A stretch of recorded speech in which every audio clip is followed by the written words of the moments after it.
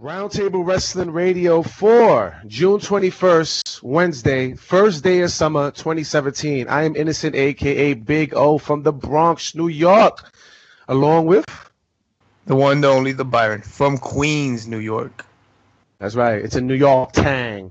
Anyway, basically we're doing this off the fly again. Seems like we're not going to go live as much as we used to, but we're going to try anyway, just due to schedules, not meeting up as of right now. We are doing this, days later, maybe even a couple days later, but It is what it is. But Money in the Bank was Sunday. But first of all, before we do get to that, how's everything, Byron? Everything's good? You got everything set up on the computer? Yeah, it seems okay. But I do want to mention the fact that we did lose hip hop legend in the game, Prodigy from Queens. He just recently passed. I think it was yesterday. I think he died at 11:30 from what they were saying, but news broke out everywhere.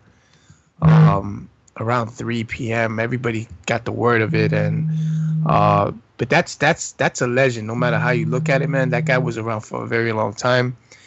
He was in a lot of beefs with a lot of people, but somebody's calling you because I hear it loud. Oh, you do? Yes. Sorry about that. So basically, I just want to show some respect to the family that for their loss, and the people in Queens I know are surely suffering this loss because he was, like I said, he was a big thing here in Queens, Mobb Deep. So rest in peace. Yeah, basically, hip hop legend Prodigy had passed away from Mobb Deep. For you people who don't know about hip hop, it was a group. They're the ones that sung Halfway Crooks, and they were basically one of the, in my opinion, one of the first New York groups that really made noise in the early '90s, along with Wu-Tang. It was another group. Wu-Tang and somebody else. But basically, when hip hop was really going strong here in New York, they were in the mix when the West Coast basically was on top. Right about that. You're right. When they had the beef, when we all had beef with the West Coast, and it was the East and West Coast thing. Even Tupac was around at the time. So this guy Prodigy was around for a very long time, man. I think when the age of 14 he started doing all this shit. So. Yes, and unfortunately he died of reports is he died of sickle cell. He was suffering with sickle cell anemia since basically he was born, and there was stories. The more research I did this morning, the more I realized that he was a very sick guy. I mean, I always knew by the way he looked, but he always did look tired. But I didn't know that he had a lot of sickle cell episodes. You know what I'm saying? In front of other rappers, and I didn't realize the severity of it until he passed away. They say that he passed away right before he was going to do a show. I think he was going to do a show. It was a concert. He was actually fine he was at Summer Jam. I didn't even know he was there, but he was at Summer Jam. And he was going to do a show, but he wasn't feeling good or something, supposedly. But the sickle cell thing, I knew about it for a very long time. Even when he was in jail, he was suffering from all this shit, and he didn't have the medication, and people were trying to help him out to send him the medication in jail. But there was a lot of things going on in jail that they weren't accepting it. He went through some shit. Man. Yeah, so rest in peace to Prodigy, man. Definitely a hip-hop legend. Mobb Deep was definitely a part of the history books as far as for hip-hop is concerned, especially in the New York area. Like I said, when the West Coast was on top, West Coast was taking over at that time, and it was always Wu-Tang, Mobb Deep, and there was a couple other people from New York that was holding it down, like Biggie and them. But, definitely Prodigy would be missed. And, rest in peace to Prodigy. Yeah. Now, on to professional wrestling, where everybody came to listen about. Money in the Bank was on Sunday, which, by the way, I thought the show was, it was decent. I liked two matches. Man. I liked two matches was definitely, that really stood out to me. We're going to talk about that. It was definitely a good pay-per-view. What was you going to say? Well, no. I was just saying that I liked the pay-per-view. I didn't have really too much of a complaint about it. I thought the matches were good. And the whole controversy with the first match, we're gonna get into, Yeah, I was fine with it. I was fine with it because I knew exactly what was gonna go down. Obviously, it was. You can't go into this not expecting that this guy was gonna get involved with it. Yeah, but the show kicked off with the kickoff show with the Hype Bros. Defeated. I didn't see any of this shit. That I didn't see. I think I turned it on right when they were gonna wrestle. You know what? So I usually turn things on like in the pre-show and start surfing the internet. Don't really pay much mind to it. I did go into that match thinking that Zack Ryder was gonna turn heel. I thought that that's it. But he didn't turn heel. They defeated the Colognes, which only tells me two things. One, if he did not turn heel, then obviously they have no hope in Mojo Rawley. You know what I mean? They obviously told them, we did all this Andre the Giant shit. And just like I said, I don't know if it was last week or 2 weeks ago, it just seems like everybody who wins that Andre the Giant Battle Royal goes absolutely nowhere. I mean, let's just be honest here. You know what? Cesaro went nowhere. Oh, but then again, Baron Corbin is going somewhere now, but this is 2 years later, Yeah, but you know what? I've said it before. I've said it always that I was never into this guy ever, and I didn't see what they saw in him and why did they decide to push him. But as far as I know, I was never into the guy. And you consider that a push? That was the most short-lived push I've ever seen in wrestling. Maybe it wasn't a hard push, but it was a push nonetheless, because they were doing things with him and they were exposing him out. They were putting him out there, and they made him seem like he was such a big deal. You know what I'm saying? Yeah. I just thought he was just annoying to me. Every time I saw him out there, I couldn't bear it even fucking. I'd rather watch the Big Show have a fucking match, and that's something big to say. Because it was just the way they did it, though. Like, he's like, I won the Andre the Giant Battle Royal, and I was supposed to be doing big things, in that backstage promo. And then Zack Ryder comes out, hey, we got unfinished business. Go back to be a tag team. Okay. It was like, okay, well, it was almost like the storyline was saying, okay, well, I ain't doing shit over here. They ain't fucking, you know what I mean? I ain't winning the belt, so I might as well go back with you. Yeah, the two guys that don't do shit, really. Let's put them back together. Yeah. I mean, I like Zack Ryder. I like him. I wish they got popped though. They did get a pop when they beat the Colognes though. Maybe they're better off together. I you know what I'm saying, because I know they gave Zack Ryder a couple of tries and pushes and stuff, and I don't know.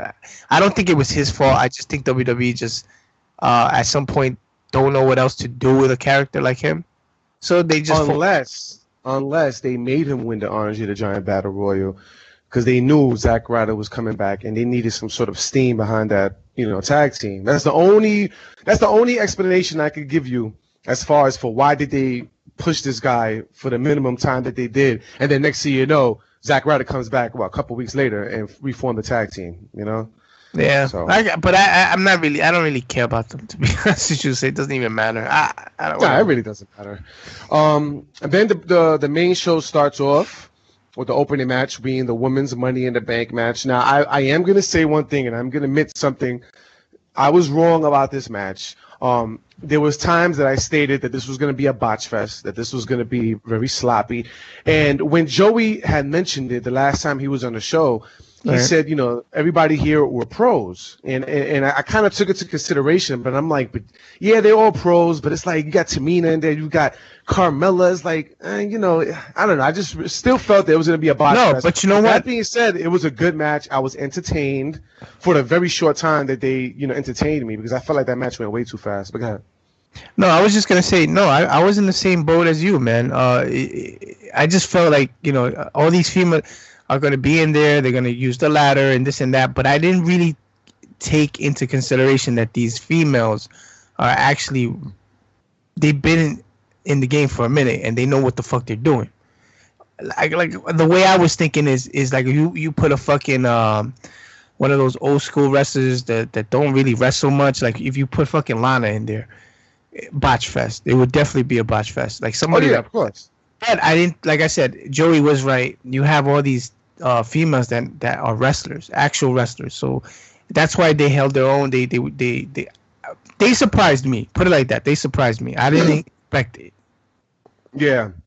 So everybody did what they had to do, in my personal opinion, except Carmella, which we're gonna get into that in a minute. But No. I like her kind of as a character, but as a wrestler, she absolutely did nothing in that ring that I remember. Anyway, maybe I looked over it, but she didn't really do much. Tamina was the one that I felt like, okay, to me she played that big girl role pretty good in that match. She was. No, but am I the only one that sees her as like not a big chick? Like am I the only one? Because when I see her, she's wearing jeans and a fucking something that covers all her fat, I guess, because that's what she's doing.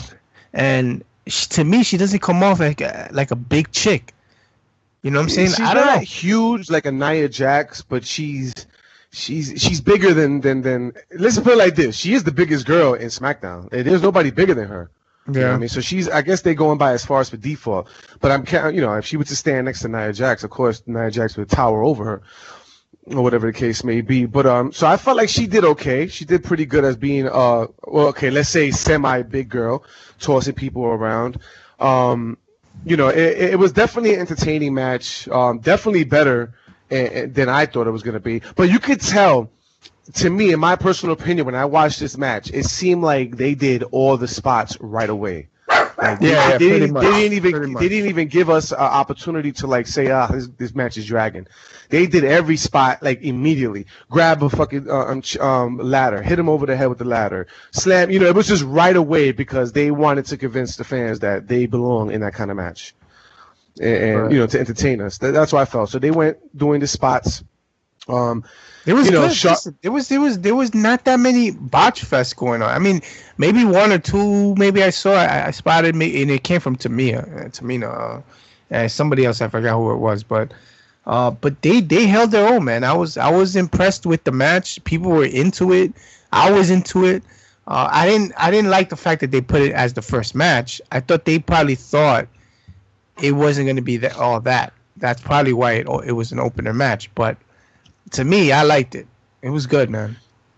Yeah, I got to start writing down notes because there was a couple things that I seen that I was like, okay. So I felt like they did they put all the eggs in the basket and they started doing all these spots, which was entertaining. But I don't know, the way they ended, it was like really like it was going so well. It was such a, it was so fun. But I don't know. To me, the way they ended, it was like, okay, well, here's this the is thing. How you ended. Yeah, well, here's the thing. I said this last week also. First of all, I wanted Carmella, right, to be the victor in the match. That's who I wanted. But I also said that expect this guy to fucking interfere in the match to help her win it. I mean, it was fucking obvious because she's the only one out there with somebody. And it happens to be a guy. So he got involved. I mean, I expected something like that, man. So people that didn't expect anything or what kind of shit is this or whatever, come on, people. You're fucking like, if you're a wrestling fan, you knew he was gonna get involved. You knew that shit. Yeah, no, of course, but how many times did we say, okay, this person is gonna get involved, but next thing you know, the referee throws him out or something happens, he gets taken out.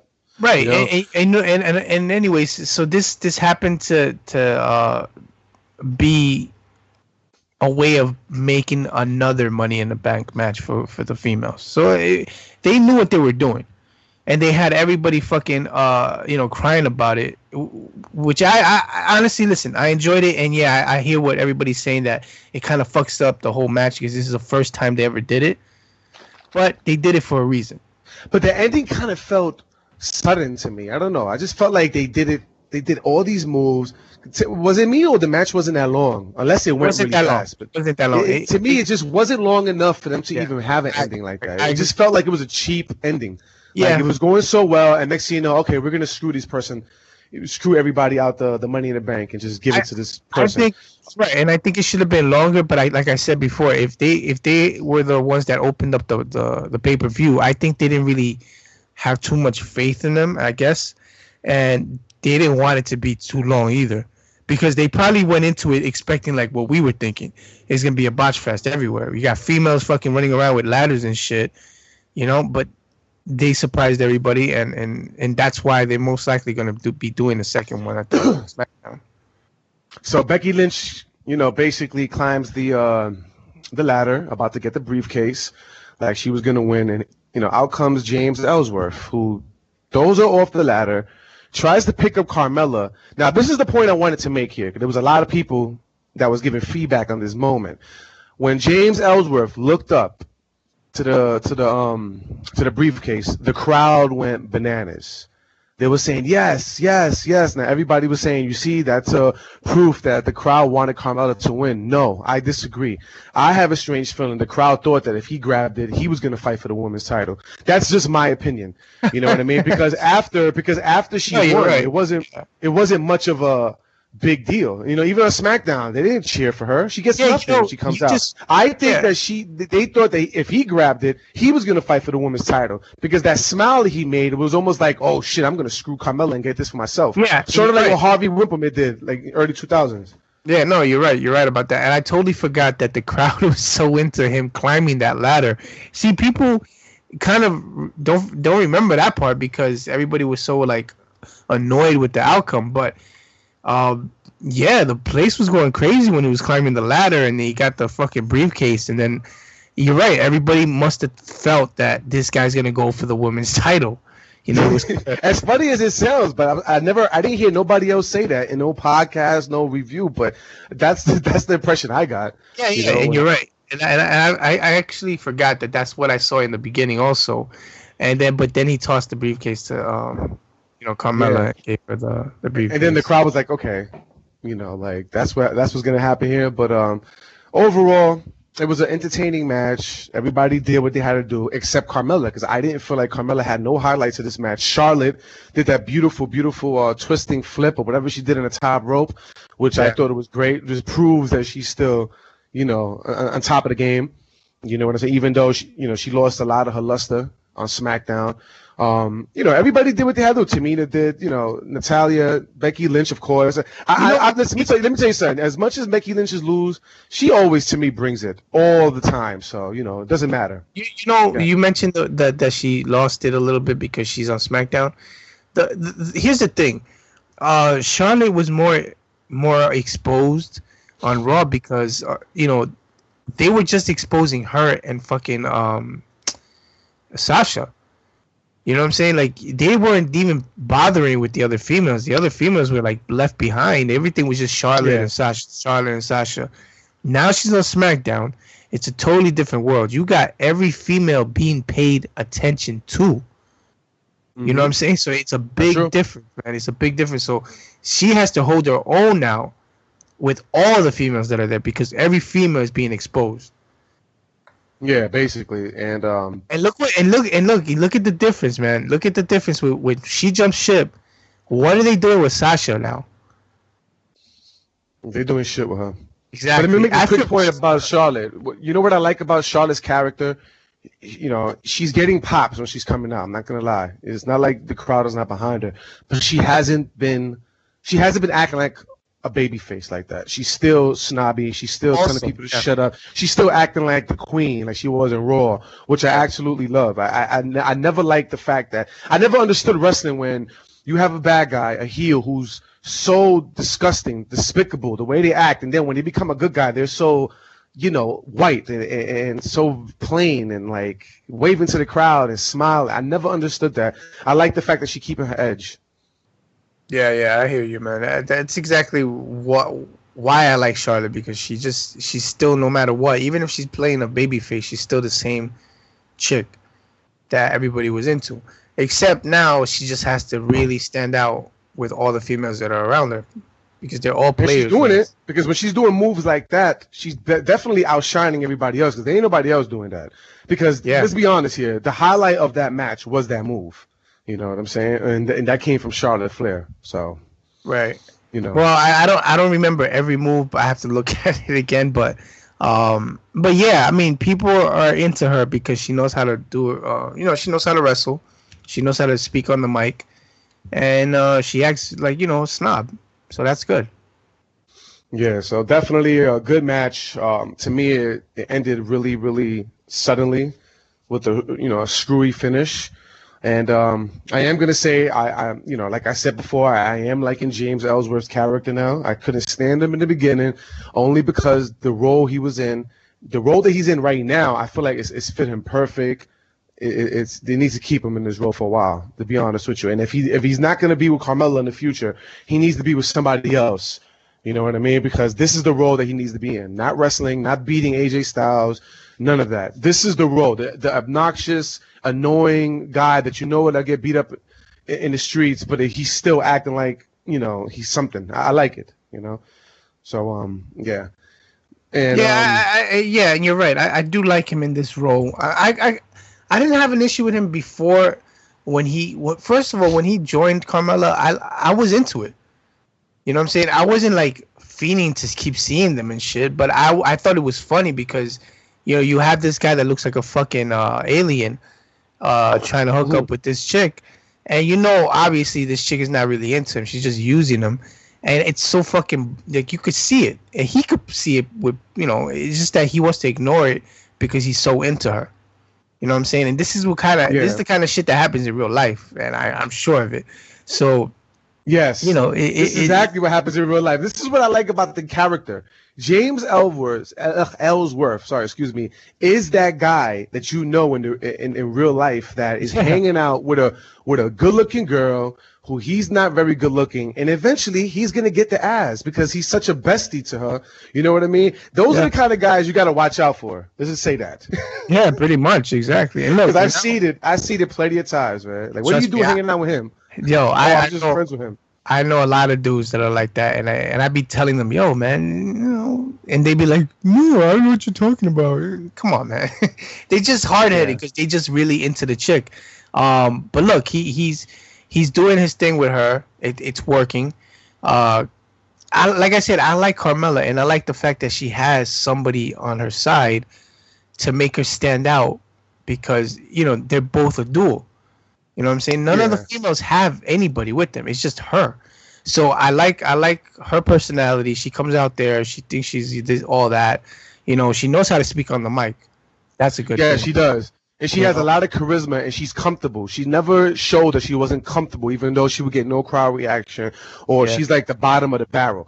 With that being said, she's starting to look sexier to me. I thought she was way too skinny at one time. I thought she was, kind of like, all this is working. But it's working. I don't know, man. It's like, she's looking right now, I mean, she's not the best looking girl in the roster, but she is a sexy chick, slim.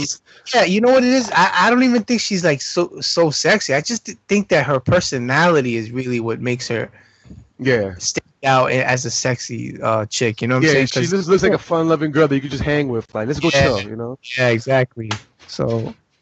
Yeah, but that's definitely was did they give it to the right person? No. I mean, if anybody's seen Smackdown, they've seen that they took the briefcase away, which I think she's gonna win again. That's what I think. Because I think out of all the females right now, she can really hold her own, man. Especially with what she's doing with Ellsworth. Well, and the mic, I don't know about wrestling skills, but no, but they could do a lot of. She's all right. I don't think she's bad. Because she's been in the game for a minute too. She was at NXT, so she knows what she's doing. But I'm saying like they could do a lot with these two characters, and especially if she's walking around with that fucking briefcase for the whole year, you can expect a lot of funny things coming. Just good stuff. So I think that she should win it. Yeah, definitely. Maybe this time, if you notice, they didn't put any rules still. Even though they were talking about this match didn't have rules, and it looked like they were going to start putting rules into the match, but they didn't even mention anything like that. So I expect if they don't take him, if they say that he's not allowed at ringside, if they don't say that and he's still involved, he's going to get involved again. Except maybe he won't climb the ladder this time. Mm-hmm. Yeah. He might put her on the shoulder, take her all the way up there, leave her up there, and come back off the fucking ladder. Exactly. I mean, you know what I'm saying? I mean, they said specifically a female needs to grab that fucking briefcase, right? Yeah, basically, yeah. So that'll probably be the next. Yeah, you're right about that. I didn't think about that. He might tweak it up a little bit. You know what I mean? Carry her, which I don't even think he can even do that. He looks weak. So, hopefully he don't blow out his back doing it. But, but I could definitely see it going that way. Which is going to be next Tuesday, right? Next Tuesday, yeah. I'm looking forward to it, man. I'm looking forward to it. Oh yeah, I'm definitely gonna watch it just to see, just for that fact, because I know she's gonna win again. I know she's gonna win, and then I could just imagine her promos after that. 2 times I won it, and you people doubted me, and you know. But it's so crazy the difference, and even since from last year when they first did the brand split, it's so fucking crazy that SmackDown should be the only place for the females to go to, because Raw isn't. They're not paying attention to the females. Everything they're doing over there is just. I don't know what they're doing. Alexa Bliss now to me feels like she's just another fucking female there holding that belt. Yeah, if Alexa Bliss is she lost something. I don't know what it is. It's not the same. Because they're booking all these females in the wrong way. She doesn't have really that. When she was on SmackDown, she was feuding with females. She was feuding with all of them pretty much. You know, they were doing things with all the females. Raw isn't the place, man, for the females to be at, man. It's really not. I seen it last year when they were just paying attention to 2 chicks. Everybody else was left behind. And now you see it on SmackDown. Still, the same thing is going on. They're doing things with the females. They're paying money to all the females. So I feel bad for the females that are on Raw. Look at what happened to this chick, Bailey. Oh my God! Listen, we're gonna talk about that Bailey thing. It's bad. We're definitely gonna talk about that, and when we talk about Raw. But definitely on to the next match after that. We had the New Day fighting the Usos. Now, I am gonna say that this was probably the best match on the card, next to the Money in the Bank males match. Yeah. This match right here, let me tell you something. First of all, I have to say something about the New Day. There was weeks and months and maybe even a year I was saying how corny they are. They are kind of corny, but they're getting funnier to me because I feel like, I don't know if anybody's been catching on, but they've been having a lot of like adult humor. I don't know if you've been catching on to that, but they've been saying a lot of things. And I know if Joey was here, he would have said, but it doesn't matter. They're corny. It's still PG. But they've been having a lot of adult humor. A lot of referencing of their dicks, and I mean, I don't mean to say it so bluntly, but a lot of referencing adult things, and to me I'm catching it, and I'm starting to kind of lighten up against them. You know what I'm saying? I think it's kind of funny, especially when they say things that sound gay, and you got Kofi Kingston saying pause, pause. You know, pause. They're not gonna say no homo, but we all get that. The kids are not getting it, but we're getting it as an adults. You know what I mean? So.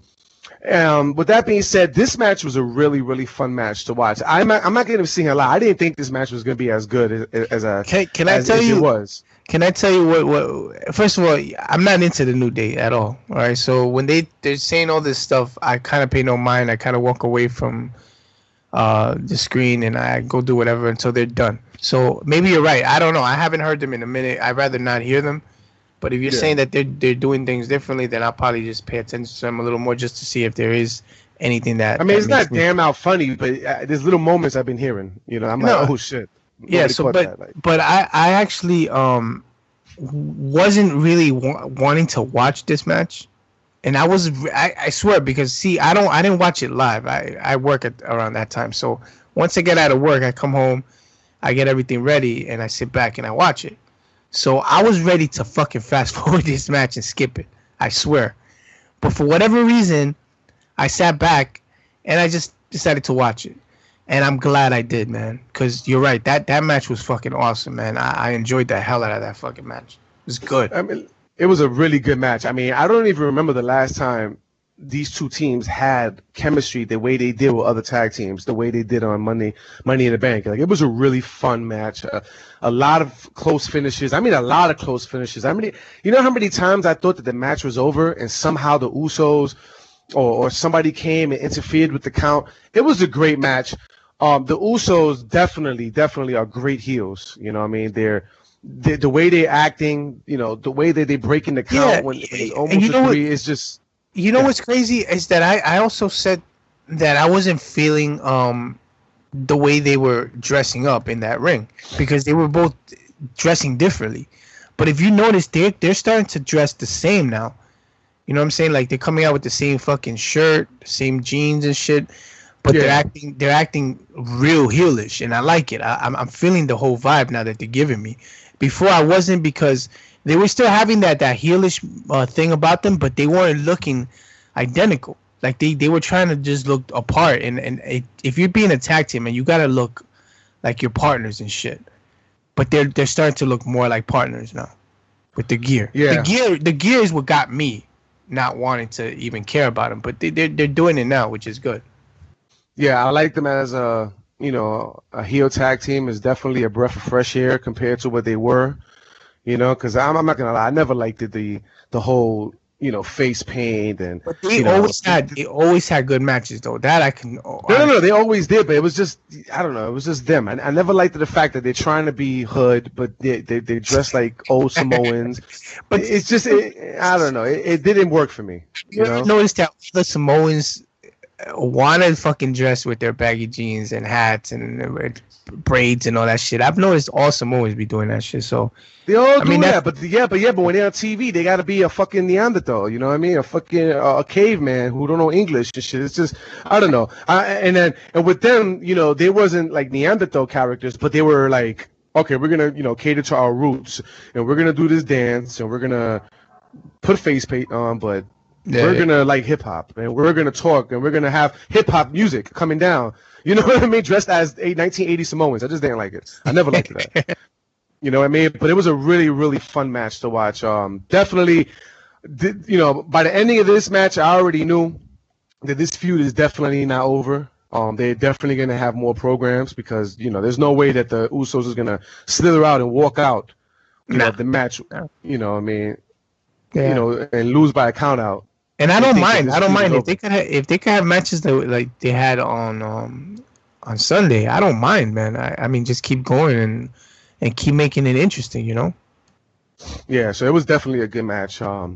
Definitely, probably the second best match of the night. And the biggest heelish move you can do is fucking walking out because you don't want to lose your belts.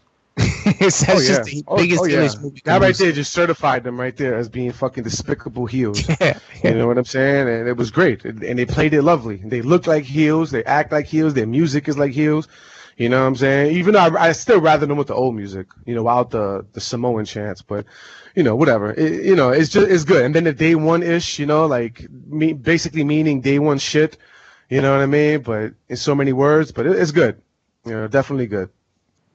And, what was the next match? Hold on, let me go get to my notes because I fucking forgot. All right, the next match after that was, it wasn't even a match. It was Maria Kanellis returns with her husband, Mike Kanellis, who I thought his name was Mike Bennett. You know what I'm saying? So it's kind of weird. I guess the gimmick that they're trying to play is they're madly in love, and he's kind of like, I don't know what gimmick are they playing, man? It kind of reminds me of Edge and Lita, but but they're gonna play. I think they're gonna play a love where it's like everything about them is just love. Why don't you just love and this and that? They're just two happy people always being happy. But they're gonna be the heels no matter what. But they're just gonna be always happy, and then they're gonna do heelish moves. Whatever. I don't know what to expect yet with these two, but. I'm sure it's going to be interesting because it looked funny already. I was watching it and they were all fucking lovey-dovey on that stage. To me, it looked funny, I'm not going to lie. I had to go back on YouTube and get a reminder who Maria Kanellis was. I'm not going to lie to you because I always confused her with Christy Hemme for some reason because they were around the same time, right? Red hair. Christy Hemme was, with around the same time she was there also. Yeah, so I do remember Maria being there. Then when I seen a segment and I heard her music, I'm like, yes, I do remember her now. But, for some reason, in my opinion, she didn't really stick out as much. And I mean, I don't know. In the history books, anyway. She used to be the dumb chick on WWE TV. She used to be just airheaded. Like everything about her. She just now that you said that, yes, I definitely remember now. But for some reason, I did remember the name Maria. I always did. I remember Maria. I just never remember moments from her. But yes, I do remember her being dumb. Yo, to me, she has such a pretty face, man. Like I don't know, maybe it's just me, but her eyes, man. Poof. I mean, she's still a sexy chick. I mean, she's 35. She's, she's not old, but you're never going to look the same like when you was in your 20s, you know what I mean? And basically, last time she was there, she was probably 29, 28, because she left. Was young. She was definitely young. She was 29 years old, yeah. I think she's the only guy, if I'm not mistaken, I think the only guy she dated on the WWE roster was CM Punk at that time, I think. If anybody knows if she dated somebody else, I mean, leave it on the page and let us know. But I think that's the only one that he was fucking with. Yeah, CM Punk was a pimp, man, because he was messing with Lita too. Yeah, he fucked all of them, I think. Damn, that guy right there, and that just proved, because really, if you really know CM Punk, he just seems like an obnoxious guy that you don't even want to be around. I love him as a wrestler, but he's just as a person, I don't know. But so they came back. I guess, like I said, the gimmick is they're madly in love. To be honest with you, the crowd, because I'm guessing the crowd, because let's just be honest here, the WWE crowd, if she was never in TNA, if she was never in Ring of Honor, would they have known who she was? Because when Mike Bennett was talking, they booed him. They didn't care for him. But when she talked, they stopped the boos.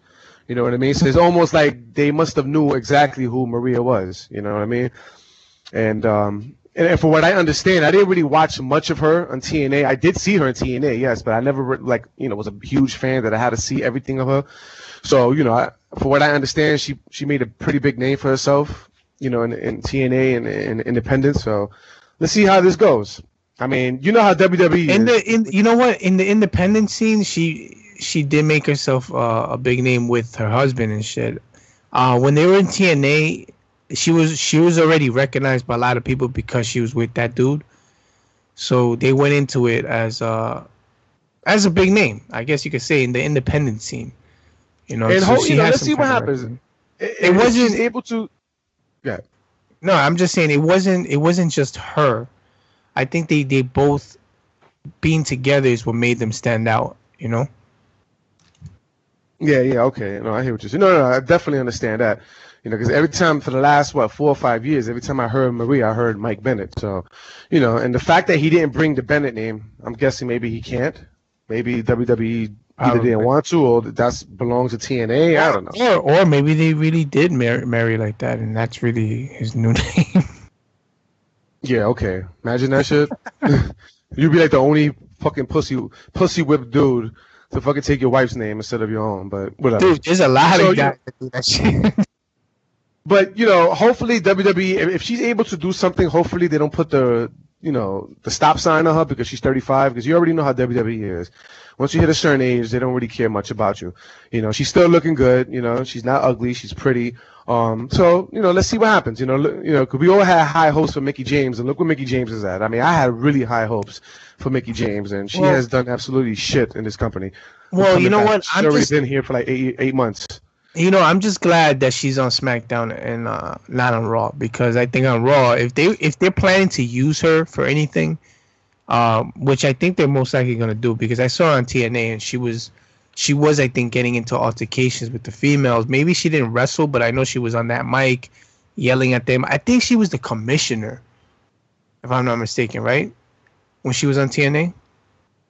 You're talking about No, she was. She had a high role. I don't remember. It was a long time ago. That was around that time I wasn't really watching TNA that much. I was just like skip through it. No, because I remember seeing a highlight. Yeah, I'm the same way. I don't watch TNA at all. Like, I wish I could really sit there and watch it, but the things that they do right now, I don't really give a fuck about. But I mean, I watched some shows. I've been watching it. I missed the last 3 weeks, but yeah, around that time I was skipping through the lot of episodes. It's not. So I don't really remember what she was doing. Right, but I do remember her. I think she was in Command or some shit, and she was, throwing her weight around. So she became that female with power, and she was throwing her weight around at the time.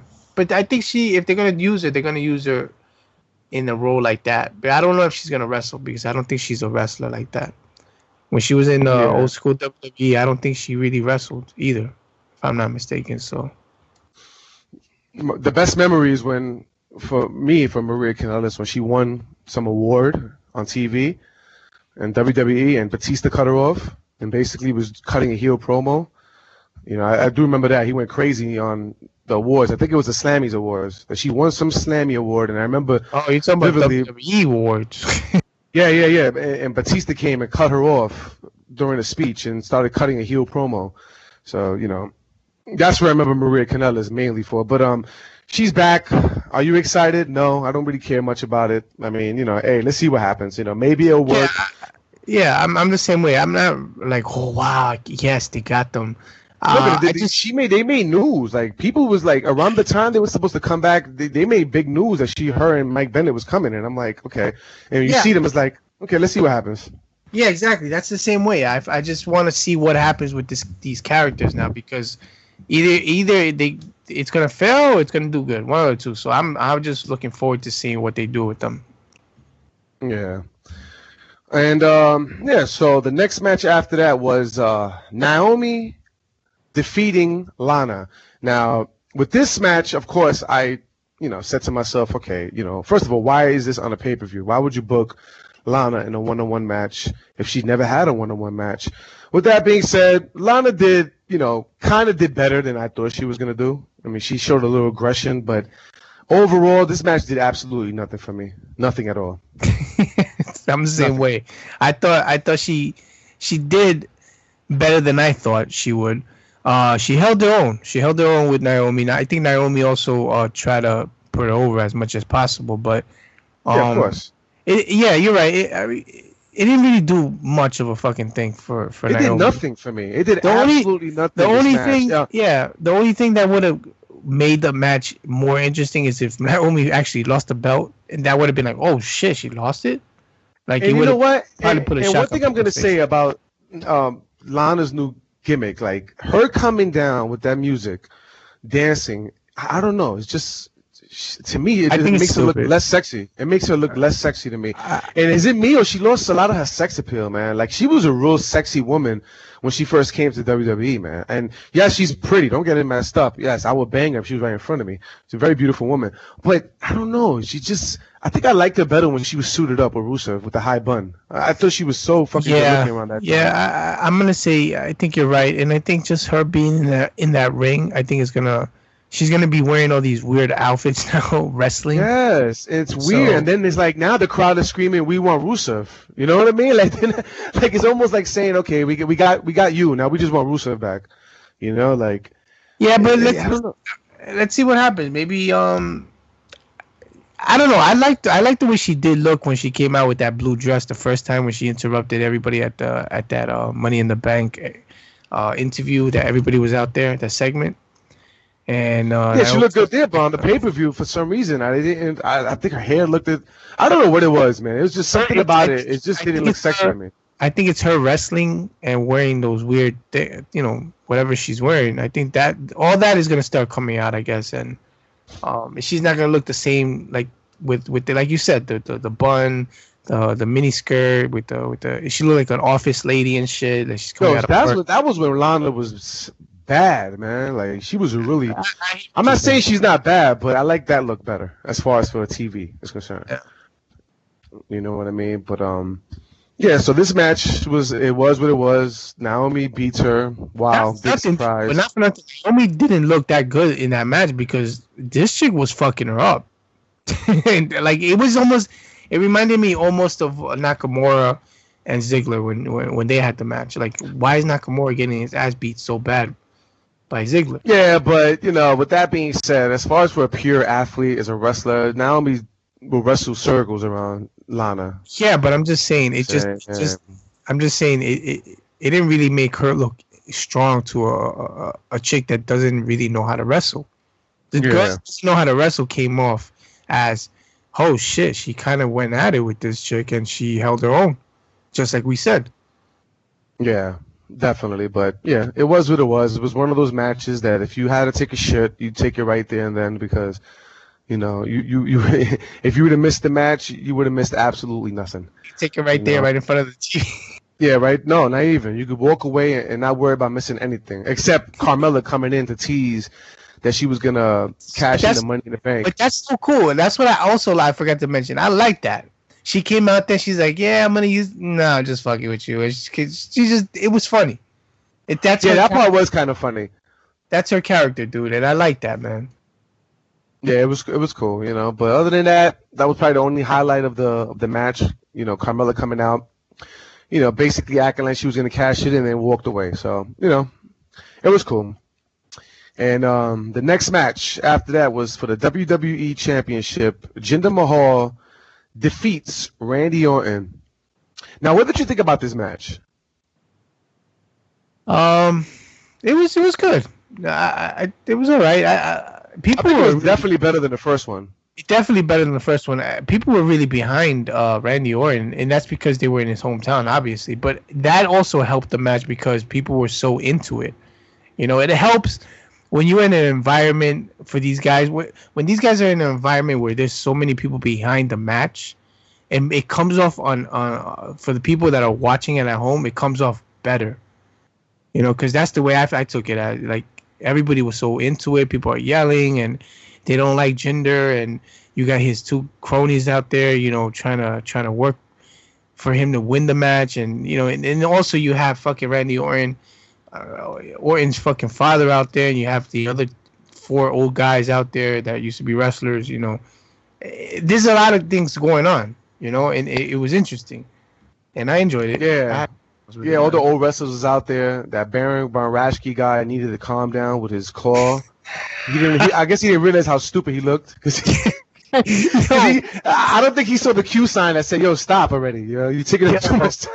He was like, "Yes, I'm in the limelight again. Yes." He fucking remembered. He probably remembered it fucking fighting Killer Kowalski in '71 and shit. Like he got flashbacks that moment, but. I was like, guy, sit down, man. Like everybody else was cool, everybody was calm, they all seemed chilled, and he was the only one that was like, he was trying to get a contract. I'm like, dude, calm down, man. You're not getting re-signed. Fingers just looked really bad. I was like, what the? Like it looked like he had problems with his fingers for years or some shit. And let me tell you something. I didn't even know Mr. Perfect's father was still alive, man. I really had no idea.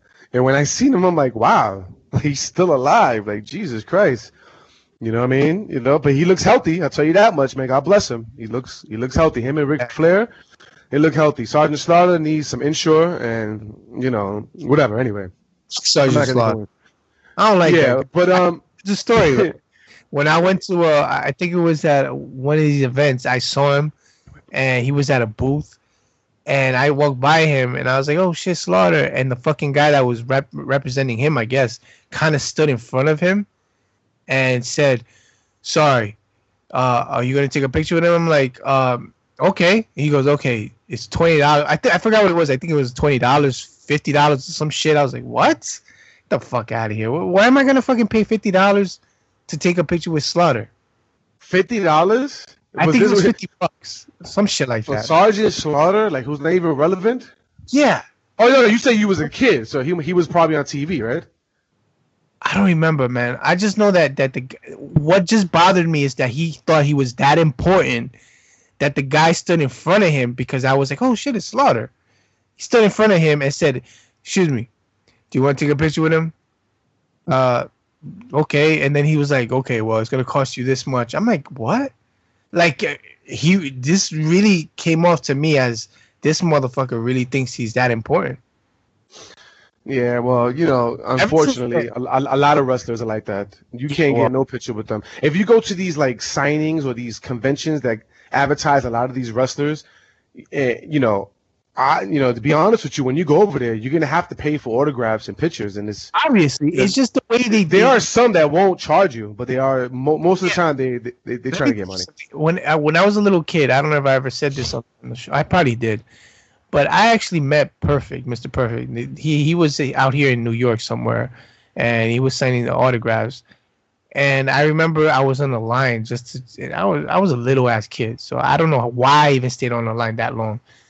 But you know, I got to him, whatever, and he signed my autograph, and he had the only look on his face where he just looked miserable being there for that many hours, having to sign his fucking name on a piece of paper for that many hours. You understand what I'm saying? So I get all that. And I didn't get charged for that.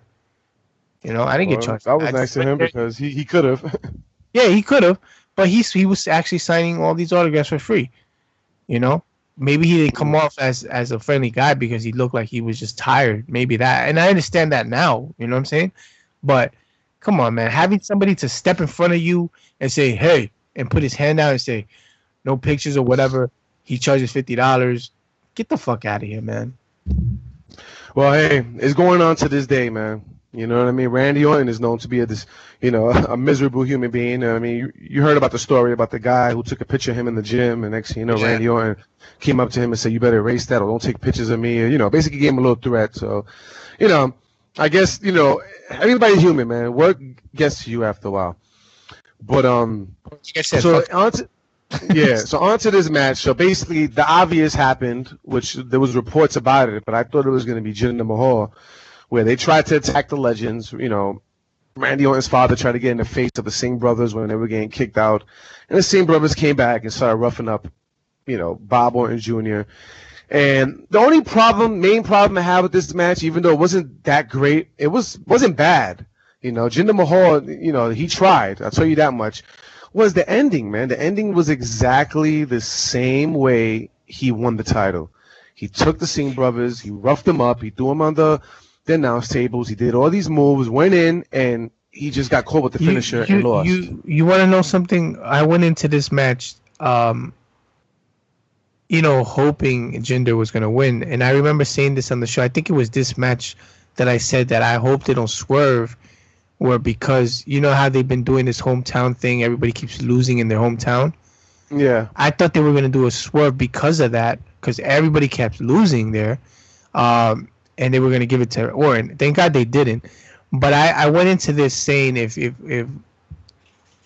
this guy wins Jinder, it's pretty much going to be the same thing. These guys are going to interfere, and Orton's going to get caught with the finishing move. And it came out exactly how I felt it was going to come out. I don't have any issues the way it came off. I'm just glad that this guy Jinder is still the champion. That's just alone is what I'm happy about. And one thing I'm gonna say about Jinder Mahal is he seemed to be a little more comfortable. He's embracing the whole being a despicable heel. I don't know. I just feel like he's starting to be a little more smooth with it. You know what I mean? His promos are not that great, but they're not as bad. Yeah, but you know what? The way he looks. Because he looks like a fucking menace, like to society. He does. He looks like a legitimate bad guy. I've been saying that since even before he became a champion. I'm like, he looks like a bad guy. And he's doing this more with his face. Like, I don't know if you noticed his face thing. He wasn't always doing it. He would do it like he's pissed off, but now he's doing it more, which is good because he has that mean look on his face all the time. Yeah. But when you look the way he looks, and you're on that microphone. And you're talking real like slow and like very like you gotta really come off like a real bad guy and yell into that mic and say you're gonna kick ass and this and that, and he hasn't done that yet, and I need to see that shit because when you look like him you have to fucking go out there and talk real loud like you mean shit, you know what I'm saying? Like that's what he needs to do, and hopefully he starts doing that shit. Yeah, definitely. Jinder Mahal has the facial expressions, the aura about him as being a real bad guy. His promos are getting a little better. I just hope he switches it up a little bit instead of the standard. He talks a little shit, and then I'm going to talk in my native language, Punjabi, and then it seemed like it's this one promo. You heard it all. You know what's crazy? He sounds more evil when he's talking in his language. That's exactly. No, but I mean, yeah, that's how I feel like he should be. Like, like I was saying about Nakamura. I wanted him to be where he was angry and talking in his language, instead of trying to talk English. I mean, he's just talking a lot of shit in his language, and maybe, it won't work for Jinder Mahal because he knows perfect English. You know what I mean? So they have to capitalize on that. But it was an okay match. The ending I could have did without. You know what I mean? Randy Orton did what he try to do is, he had the crowd behind him. With that being said, who cares? I mean, I don't know. This match was. I'm glad Randy Orton is at the champion. I'm glad that Jinder Mahal is going to keep it. We all know that most likely he's going to lose to John Cena. You know what? So. But I'm not happy. I'm not happy with Orton still continuing the feud with Jinder. Yes, I thought this was going to be over, and no, I'm not liking this. That kind of worries me, man, because how many times is Orton supposed to lose to Jinder? I'm hoping, because he let it be known, oh, you disrespecting my family, now it's personal, He said that on SmackDown, which only told us that he's going to keep on going after him. Like, come on. Yeah, Enough. I don't hope that Jinder Mahal's fucking run with the belt is just a run to feud with Orton and then loses it and that's it. You know what I'm saying? Like, I really fucking hope they don't do some shit like that. I doubt it. I don't think that Randy Orton is going to beat him for the title. I think see them. If the rumors is true, it's going to be John Cena. If John Cena is going to be the next to feud with Jinder Mahal, it's most likely going to be John Cena. Yeah, I just don't see how Orton loses 3 times is helping him. You know what I'm saying? Like, no, because now they have the story out now. Like, basically they're trying to run with the story where Randy Orton has lost a step. Because that's what Jinder Mahal has been saying. He's lost a step. He's not as sharp as he once was. So I think that's the story they're trying to play. You know, Randy Orton said, "Oh, I got caught off guard because he was messing with my family." Now, when he loses again, it's going to be one of those things where, okay, you're losing a step. So that's, I think, the direction they go with Randy Orton as a guy who's trying to reclaim his glory, who's been losing a lot. That's what I think they're going with it, to be honest with you. Well, I don't know. They always got storylines like that where people that was once great, they have a storyline where they've been around for a while and they're losing and they feel like they lost it. Ric Flair did it when he came back to WWE when he was losing, and that's right before he formed Evolution. It's a lot of veterans that go through that kind of storyline. So we're gonna see where that ends up. And the next match, which I'm gonna start off with the segment. Because this right here was one of the most disappointing things of the fucking pay-per-view, in my opinion. When you had the Fashion Police trying to figure out who were the people trashing their office and attacking. Can I tell you something real quick? What? I walked away from this when they first came on the screen. I kind of walked away, not because I'm not interested. I just walked away, and I heard it from the other room. That supposedly they were going to find out who's feuding or who's their next opponent is. I don't know what it was. Yeah, it was supposed to be who trashed their office, who's been trashing their office. Yeah, some dumb shit like that. When I heard that from the other room, I was like, I'm not even going to bother because I just felt like it was going to be a waste of my time. Am I right? I didn't. I didn't think so. I thought, okay, it's going to be a team that, it's going to be a team where we haven't seen for a while or a debuting tag team. That's what I thought. So I'm like, okay, I'm kind of figuring out, okay, let's see who's the people that's gonna come out admitting that they trashed their office, because they just showed the video package, which I should have known it was the Ascension, because just the way they look in the shadows of the video was like, okay, whatever. So they go into the ring and I'm waiting and I'm like, I wonder what team is gonna be. Maybe a team that is debuting. And come to find out, it was the fucking Ascension, man. I mean, my God. I'm like, really? This is. I don't think WWE realized how much of a disappointment it was. Like, one of those things, like, this is what you try to build. You build the Ascension to come out, and then they come out to lose. And this, I have to make a point. This guy from the Ascension gained a lot of fucking weight, man. Like, what the fuck is his problem? This guy looks fucking absolutely borderline diabetic, man. This guy he's a big guy, but he doesn't look healthy, in my opinion. He looks stiff. He looks, borderline fat. He is kind of fat, but I mean huge. I don't know. This match did absolutely nothing for me. It was not entertaining. Who looks fat? Which one? The guy with the short hair, not the guy with the long hair, not Victor, the other guy. He looks fucking fat. Did you see how much weight he gained? No, I haven't seen them at all. I didn't even see that match. I didn't even know who it was. The Ascension to me now. The Ascension was supposedly the ones that have been trashing their office. And they came out and it's like, really? They did absolutely nothing. They didn't even win. It was it wasn't a great match. The guy, like I said, one of the Ascensions gained a lot of weight to the point where you're like, what the fuck happened to you? I guess what it is because they haven't been wrestling. They haven't been getting called up, so he's just been sitting down eating. Yeah, that proves to me that maybe the guy was just depressed and not giving a fuck at that point because he knew they weren't using them. And he probably just didn't give a shit at some point and started eating and didn't give a fuck. But that's what happens, man. So that's probably... Unless he thinks that if he gains some body mass, WWE would pay more attention to him. I don't fucking know. But he looks fat, though, you say, right? He doesn't even look like he's in shape. I mean, I'm not gonna say he looks completely out of shape. He doesn't look flabby enough. He's just gained a lot of weight. He does look fat. Yeah, he does. I mean, he doesn't have like a big, huge belly and all that. Because when you're an athlete, you're not gonna look that much out of shape because you're active still.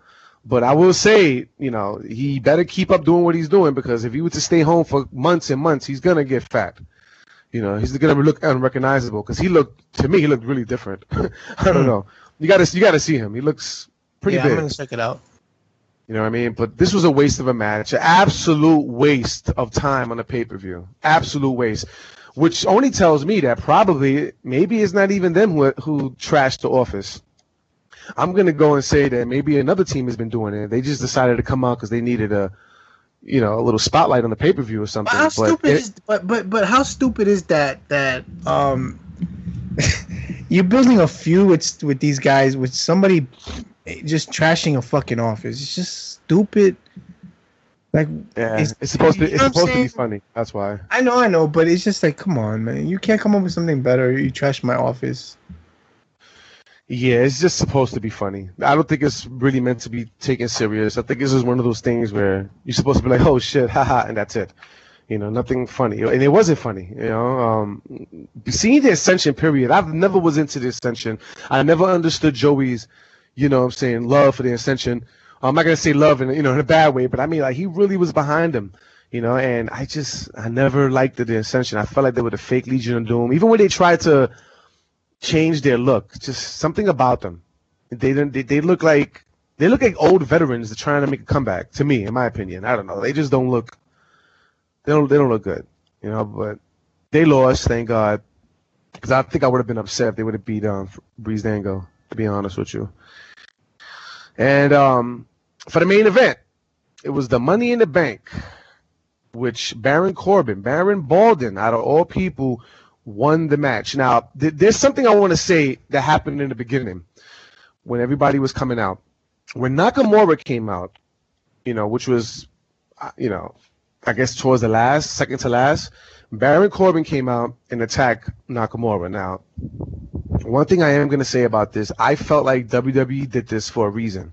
I don't think this was always the plan of Baron Corbin beating up Nakamura. I felt like the WWE has noticed that Nakamura has not lived up to the hype like everybody thought. This is my opinion. I felt like they figured, okay, if Baron Corbin would attack him, and mind you, at this part I want to make this quick point. In the pre-show, that guy with the red hair, I forgot his name. The guy who does the pre-show, he has red hair. That's like bushy red hair. I forgot his name. I don't know who it is. There's a guy in the pre-show. He mentioned something that we've been saying for like 2 or 3 weeks. That people on the internet has been saying Nakamura is all great in the entrance, but he's lacking. A lot of people saying he's lacking in as far as for being a presence on SmackDown. He mentioned it. So I think Baron Corbin attacking Nakamura in the beginning was to get some sort of crowd reaction later on. That's what I think. I felt like if you attack Nakamura, you act like he's going to be gone, and towards the ending of the match, he comes out, his music plays, and the crowd goes crazy because, oh my God, he's back. He just finished getting beat up, but he's back. To me, I think that was a way to get a pop, to get the crowd behind Nakamura, because they felt like maybe it wasn't working out the way they thought it was going to work out. Well, I don't know if it was that, but if you're saying that was the case, maybe it has to do with that, and also having like an AJ Styles in there. The people are way behind AJ also. Somebody told me, I think it might have been Joey if I'm not mistaken, but somebody told me that people will chant for Nakamura over AJ. And I said, no, they're not. If anything, it's going to be a split down the middle. Or if let's just say, AJ wasn't facing this guy off at any point, and they still booking Nakamura the way they've been booking him, maybe at some point it's going to be just AJ style chants over Nakamura. But it was proven on that on the ladders match that they had a moment, and they did that on purpose, man. They did that shit on purpose. Of course. It was set up so brilliant. Like, I like the way it was, because like you were saying, Nakamura was taken out of the match, and then obviously we all knew he was gonna come back. There's no fucking way he wasn't gonna come back, right? It builds up more of that guy's unstoppable thing, and people will, start chanting for this guy because people get more behind somebody like a Nakamura. He becomes that guy. So they did a great job with it. But I do like the fact that Nakamura went in there. He took out all the guys that were fighting, except that one guy. That was the last guy that he needed to take out before he climbed the ladder. And they had the ladder in the middle of the match, and both Nakamura and AJ picked up the ladder, moved it to the side, which was so cool, man. They moved it to the side together. Then they got into their faces, into each other's faces, and they faced off.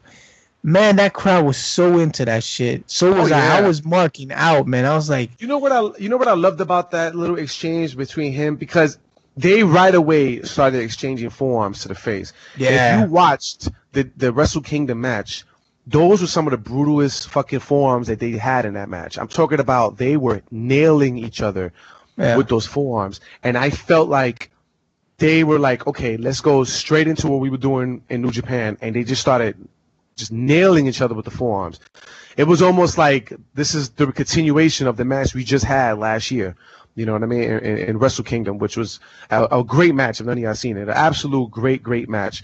But I really did like that little exchange. That right there proves that they will be meeting in the future, and I actually can't wait. If they're gonna put matches like that, like they did in Wrestle Kingdom in the WWE, man, it's gonna definitely help Nakamura's stock. Definitely, by far. Yeah, I think they did a great job with Nakamura on that night, man. It was something. Just they got the whole the people setup. caring about Nakamura again. Yeah, because they before did. Nobody was really caring like that. Yes, he gets pops. Okay, a lot of people got pops. Ellsworth was getting pops in the beginning. It doesn't mean that he was going to be the man. I felt like them attacking him was to build drama, to build that surprise comeback where Nakamura comes back in the ending of that match. That's what I felt like. I felt like if they didn't do that, Nakamura would have been like, okay, the crowd would have been winning as crazy for Nakamura. The fact that he got taken out and came out later on, that's why the crowd was behind him as much as they was in that pay-per-view. That's my opinion anyway. Well, yeah, no, I'm agreeing with you, man. I think they did a great job in having people caring about him more.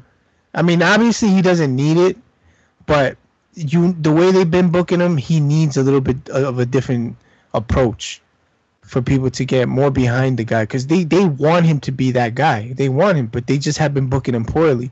But no matter what, just like Joey said, people are still going to chant for this guy and this and that. It's going to have to be something major where people just really fall out of Nakamura, and it's not a hard thing to do. If WWE wants to continue building this guy as the major guy, they need to just do things like that. They need to really invest on people caring about the character, and because the music thing is not always gonna fucking be the only thing you have to fucking have somebody over, man. That music thing, that music thing is more over than Nakamura himself. Definitely. You know what I'm saying? The entrance alone is more over than him. Yeah, but they're doing a good job to get the crowd invested in Nakamura again, and it worked. The crowd was behind Nakamura in that match. Were they more invested in him than AJ? I'm not going to say that, but he was definitely getting some reaction. It was I love the fact that they were both. Man, that was just a moment. Like I really felt that moment again, man. Like, you don't usually feel it with every fucking body that faces off like that. I had the moment like that with AJ and Cena also, because these are matches that never happened. And I know Nakamura and AJ fought before in Japan, but they never fought here in the States. And that's something that everybody would like to see. These two, we know what they're capable of and the match they're capable of having, because the match they had in New Japan. Was it New Japan?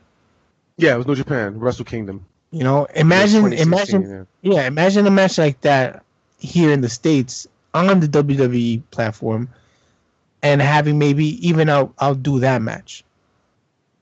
Yeah, and the hype, definitely. The hype and the push and the all the stuff that the WWE is going to be doing just to push this match. It's going to be crazy, man. It was just such a big tease. You know, if that's what they're planning to do for these two guys to face off at Mania. You noticed, and I know I'm jumping here, but if you noticed on SmackDown, they didn't even have these two guys interact again. It was just that little interaction that they had there. No, yeah. For the little tease that what made. That's a little tease. I mean, it kind of reminded me when Hogan and Warrior, you know, was in the Royal Rumble together, you know, and they had that little 30-second exchange. You know, it was like a tease for what was going to happen later on that year for WrestleMania. Fucking, you know what I'm saying? Good stuff, man. And SmackDown's, listen, man, SmackDown's doing a lot of good shit, man.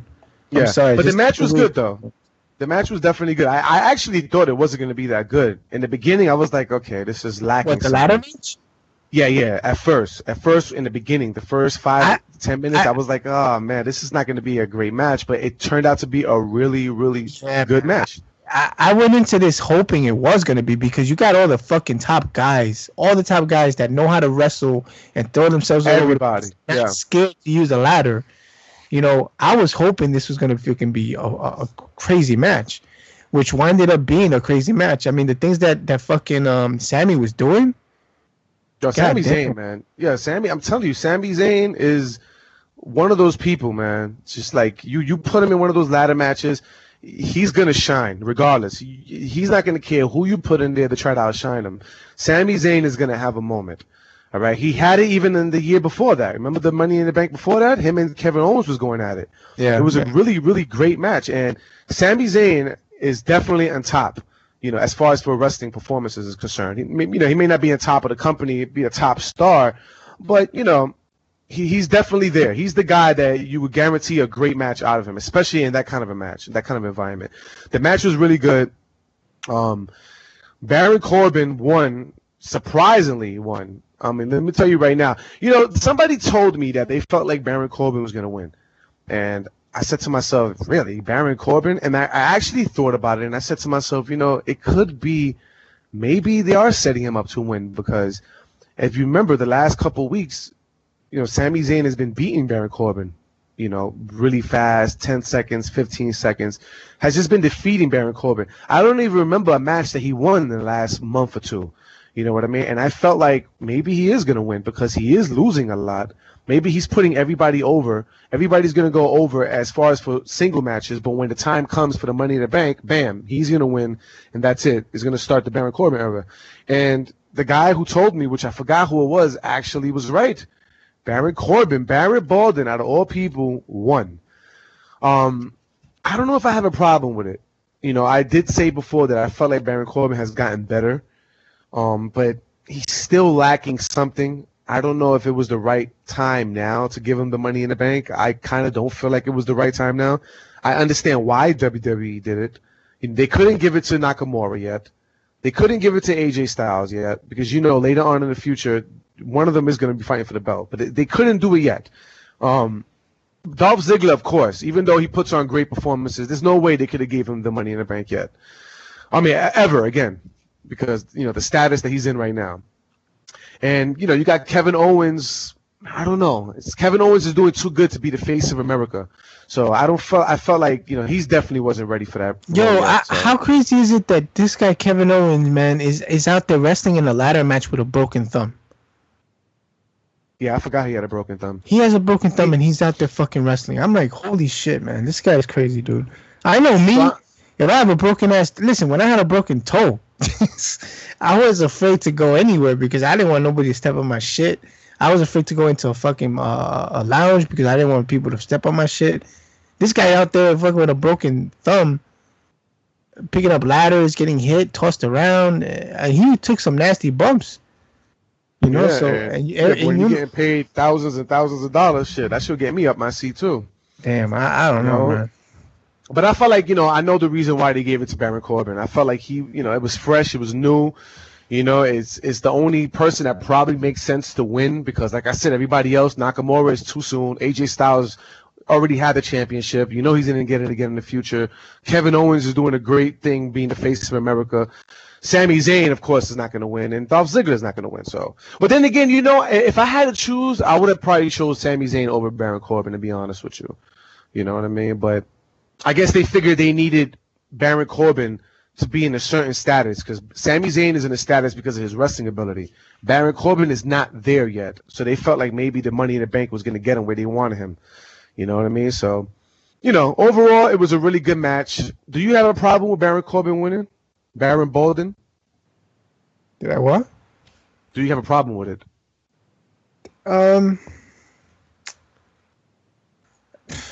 don't know if I have a problem with it, but I don't know. I just don't see anything major for this guy. Like I don't see the way WWE looks at him. They look at him as like he's a big deal, and I don't see him as a big deal. I still don't see him as a big deal. I think he's just a big guy losing his hair, and that's it. I mean, I don't see anything great. Do you? I don't. No, I mean, I did feel like he's starting to embrace the heel role better. I feel like he is, he's working a lot better. His wrestling has gotten better. I don't think he's ready for the role yet. No, not yet. You know what I mean? He's not. He's still, in my personal opinion, as far as to being a character, green as hell. His promos is horrible. His presence is like, I don't know. It's just really doesn't do much for me. He is better as a wrestler, yes, but with that being said, I don't think the time was now. I feel like they should have gave him a little more time, but they decided to give it to him. Let's see what happens, because now we're in an era where Jinder Mahal, who was a jobber for damn near all his career, is the WWE champion. So, you never know. Maybe this is the year of giving people opportunity where they feel like they didn't deserve it. So maybe that's the era we're living in right now. But overall, it was a good match. There is something I wanted to talk about that happened on Raw, which is, pretty big wrestling news. And it was funny because we was just talking about this the last show last week, and Byron, you hear me? Byron basically said he doesn't care. He doesn't care about this angle. Yeah. And it so happened that it showed that the mystery attacker for Enzo Amore was Big Cass. I did kind of call it, but then I kind of called it maybe it was going to be Enzo Amore. I did say a couple weeks ago that I said maybe, it's Big Cass and he's faking that somebody injured him. He started putting everything on top of him and, acting like he was injured. That was the route I was going, but then I said to myself, but they could swerve us and let it be Enzo Amore. With that being said, Big Cass turned on Enzo Amore, and this fucking segment actually closed Raw. They wanted this segment to be a big deal, and they closed Raw with this segment, which I was kind of surprised, because let's be honest here, Enzo Amore and Big Cass hasn't been a factor on Raw since WrestleMania, ever since the Hardys came back. So the fact that Corey Graves showed this video footage, which I thought was really tacky, to be honest with you, I never liked the fact that all of a sudden they got the security footage. Why couldn't you get it the same day? Or you know what I mean? Or get it that week and show it, the week after. Why it took like a month or 2 months for you to show video footage of Big Cass planning his own attack? You understand what I'm saying? With that being said, I'm going to say that Big Cass cut an okay promo. I mean, I have to say that Big Cass actually cut a pretty good promo. It wasn't robotic. It wasn't, I got I got words to spell for you. It was none of that. It was passionate. He was screaming. It was really, really smooth. I was actually surprised. I was listening to the promo like, wow. Like, if Cass would cut promos screaming like the way he was, I think he could do something. Yeah, I guess you're right. You didn't really care for that, did you? Not really. It just, look, man. The way they've been booking these guys have been real lame. Like, they haven't really been out there like that. So, what are you breaking them up for? Do I care about these two guys? Do I really care about them? To invest my time to see that segment at the end and say, wow, that was crazy. Now they're not together. Like, that's going to fuck up. You know what I'm saying? Like, I wasn't invested in them because they weren't booked the right way. I don't think they were. They were losers together. Yeah, they were becoming losers. They became I don't know what the fuck they became. They were becoming what these guys, the Ascension, were, because that's what they were becoming. Guys that come out there once in a while. Enzo would do his stick on the mic, and they're not really. And then they would lose. Yeah, and I get why they, this guy said what he said to Enzo. I'm a loser when I'm with you, and this and that, blah blah blah. It makes sense, but you're breaking up these two guys that I don't think people were too. Maybe I'm wrong, but I wasn't invested in caring about these two guys already as it was. So why am I caring about this segment being at the end of Raw to close my night? Yeah, I didn't understand that either. WWE definitely, I don't know what they did. They did something to one of the hottest tag teams about 2 years ago. They totally destroyed their characters. Yeah. They became the Bushwhackers, man. They became the Bushwhackers in 2017. They were just comedy, and then they would come out comedy and then lose. And if you would have told me something like this happened, let's just say when they were at NXT, they were really over it, right? If they were to do something like that at that time when they were over and they were hugely fucking the top fucking tag teams there, if they were to do an angle like that at that moment when they were red hot, I think that would have been the perfect segment to do at the end of the night, because people would be so invested in these two characters that, oh my God, he just fucking turned on him. I don't think it had that from people. Because I think that it was just like, oh shit, he turned on him. No, well, I guess this guy's gonna go on his own. You know who's the star? You get what I'm saying? Yeah, Big Cass, I guess, is gonna be the breakout star. Well, obviously, he's gonna be the breakout star. Yeah, and it was just a brush off. It was just like a brush, like, oh well, that segment was nothing really, because I. You get what I'm saying? It just had no. I don't think a lot of people were invested into it, man. I'm not gonna lie to you. I don't like the fact that they broke them up. I don't. I've always liked them as a team. I've always liked Enzo Amore as being funny. I did too. I thought they worked good together. But the problem is, like I said before, it's just one of those things where you already died out that tag team. Purposely they did it, because I guess they wanted to break these two teams up. I mean, this team up. But the way they did it was like, when they jumped to Raw, people were like, yeah, they're here, and finally, so was I. You know what I'm saying? But then after a while, when they came out on Raw every week, it became like this. But it wasn't because of them though. It was because they kept losing. Every chance they got, they were losing and then losing. What I'm saying, like that's what I'm saying. Like, if you were like me, I know personally, when they came out after a while, I wouldn't care. You know what I'm saying? It wasn't like that feeling I had when they first came and it was a big deal because these two guys were a big deal. I've always cared, honestly. I've always cared because of Enzo. I've always liked Enzo's silly attitude. I don't know. It's just I always felt like Enzo is just funny. Sometimes he was corny. I'm not gonna lie. He was corny, but it was just he was so confident in that mic that it was entertaining to see. I like Enzo, and I like his mic work. I think he's good, 100%. But I'm talking about as in when these guys came out, like, did you really care about their matches? Did you really care if they won or if they lose? I know at some point I didn't care about their winnings or losses because I just wasn't invested into that tag team as I was. Yeah. Once. You know what I'm saying? Yeah, thanks to WWE, man.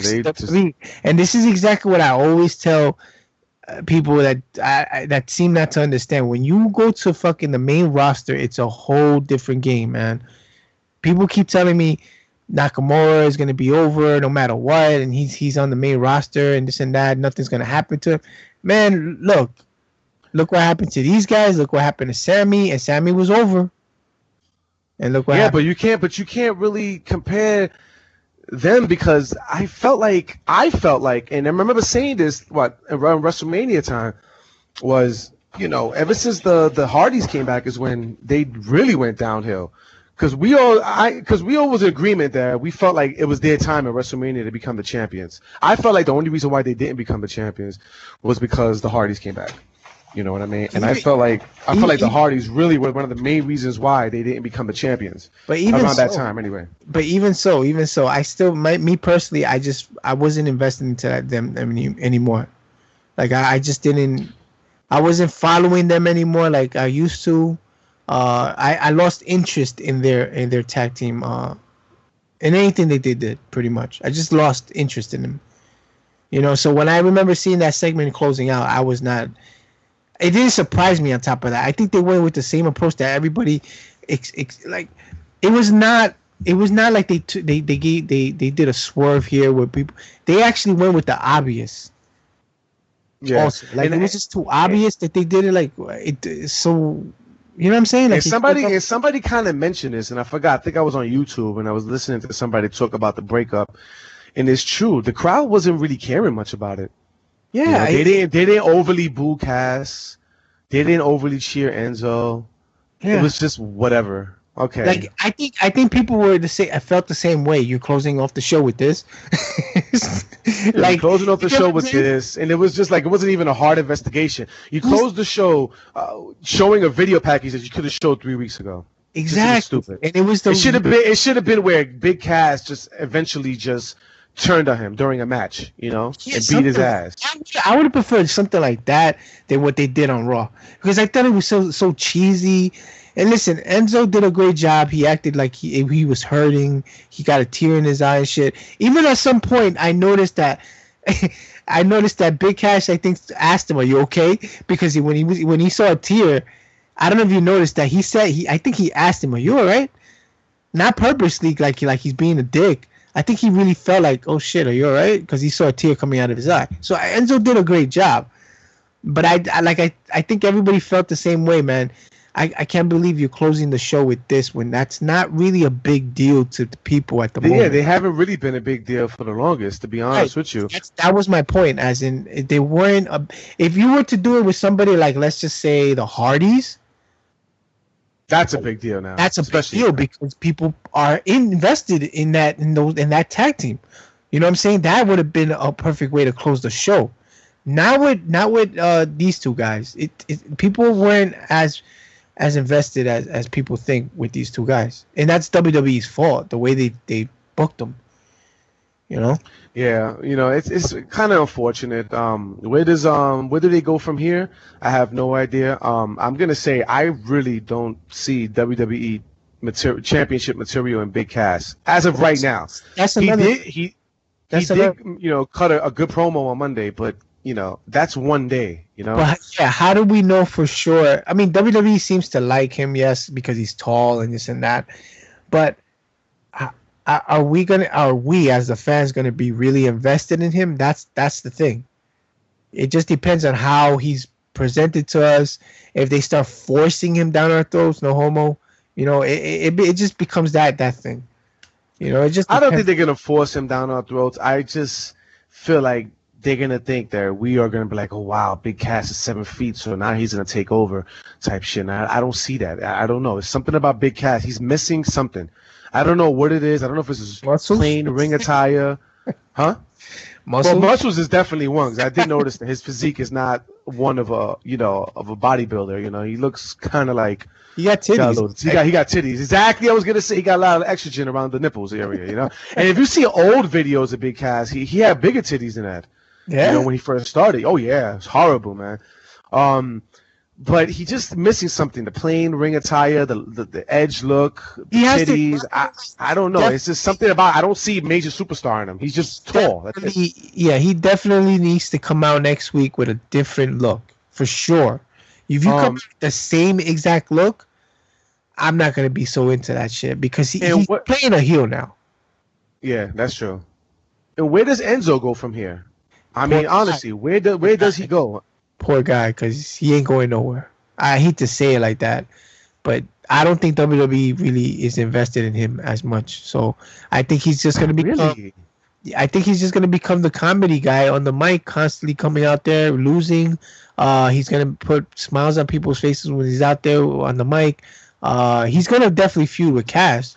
But come on, let's. But who wants to see that, man? Like, you know, storyline purposes, there's no way he could fuck with Big Cass. I'm not saying, you know, in reality. See how you just said that who really wants to see it. You know why you saying that? Because you yourself don't give a shit about them feuding because you weren't invested into them.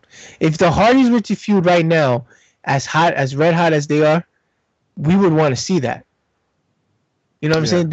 That was my point on these two guys, that you break them up, but there's nothing like if they fight next week, I don't care.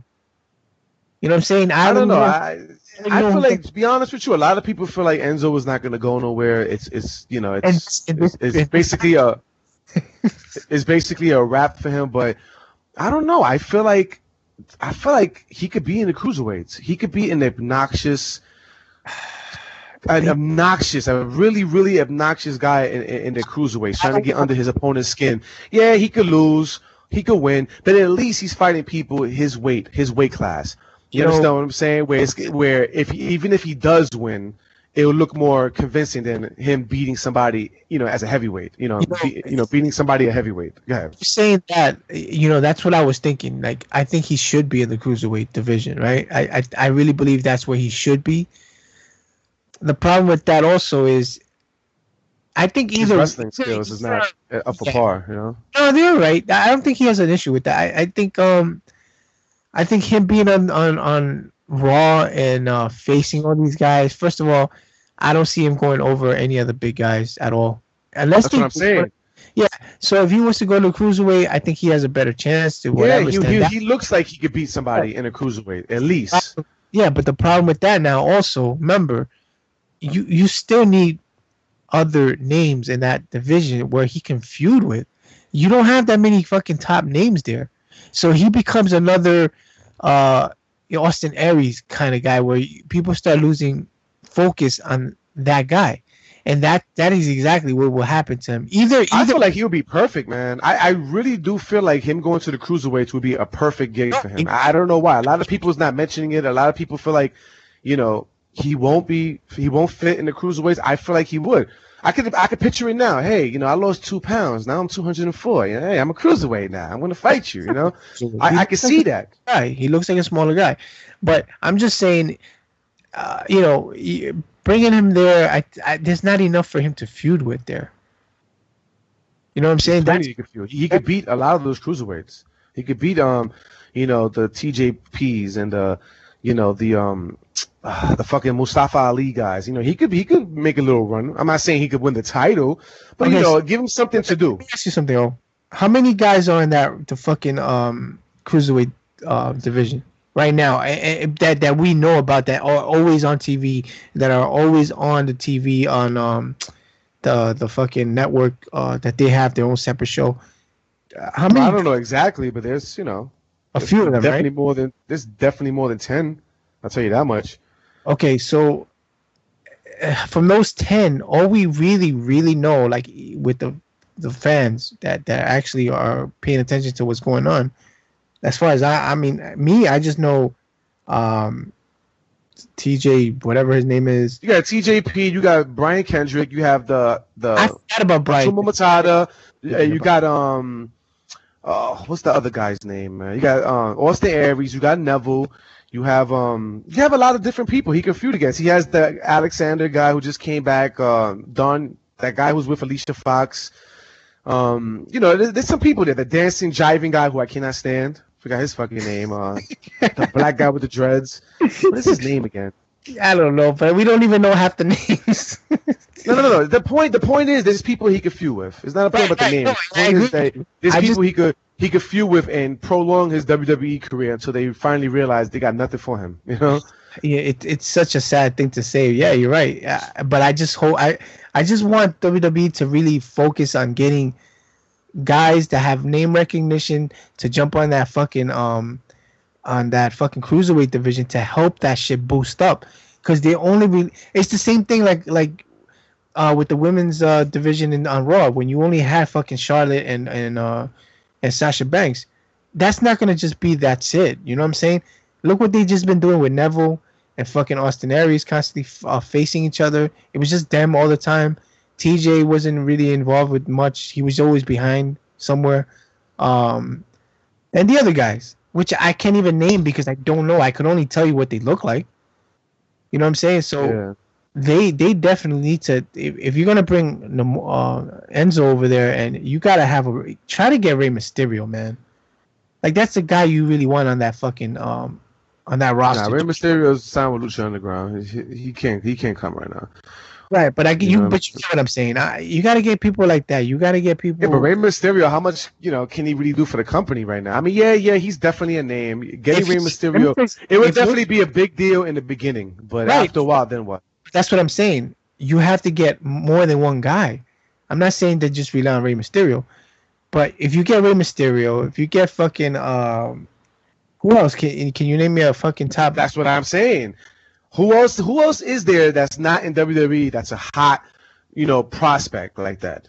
Unless you're gonna get people from TNA like a Low Key, or you're gonna get a Sinjin Dud or something like that. That I can understand, but Yeah, if they can get people like that have some kind of name recognition that people know about, they don't have to struggle to help us understand who they are.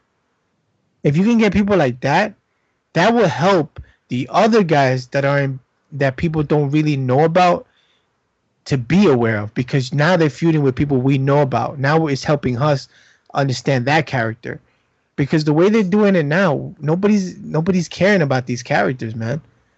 The guy with the umbrella, I forgot his name too, but I think it's cool what he does. But is he really on that shit a lot? I don't know. I don't even know. Yeah. Yeah, give me a second. Hold on. I'm trying to find this out. I'm trying to find out the date of this right here. For you people who watch New Japan, they basically talked about the G1 Climax, which is a funny name, fucking Climax or whatever. But that's going to be going on pretty soon, which I actually want to see because they got Kenny Omega in it. So definitely. But there's something I wanted to talk about as far as for Raw, and that was the Bayley promo with what's this guy's name? Corey Graves. It was something. It was fucking hilarious to me because basically she said everything that Joey was talking about. I think it was, and I don't know if it was you. Somebody else in this podcast was talking about how her excuse was going to be, or her reasoning for losing the title was because of the Singapore, the basically the cane, that she didn't have it in her to be hitting somebody with the cane, and she's not a violent person. And I found it hilarious because she was pouring out her heart out to Corey Graves about it. And I could be mistaken. Maybe the day is off. I think it was the Monday before that. But regardless, I don't know. Whenever the interview was, they interviewed her.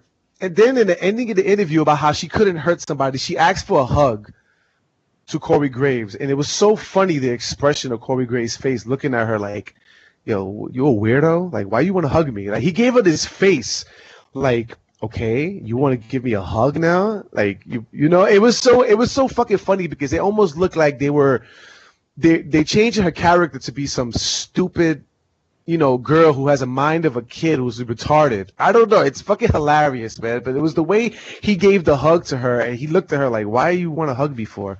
And then after he was done, he was like, oh, I think I need a cigarette now. Like, he made like kind of a joke about it. Yeah, I don't know. To me, I found it funny. It was basically telling everybody that, okay, we don't know what the fuck to do with Bayley. We're going to make her into some simple-minded, kind of half-retarded, brain-dead girl. That's how it came across to me. I don't know. Did you see the segment?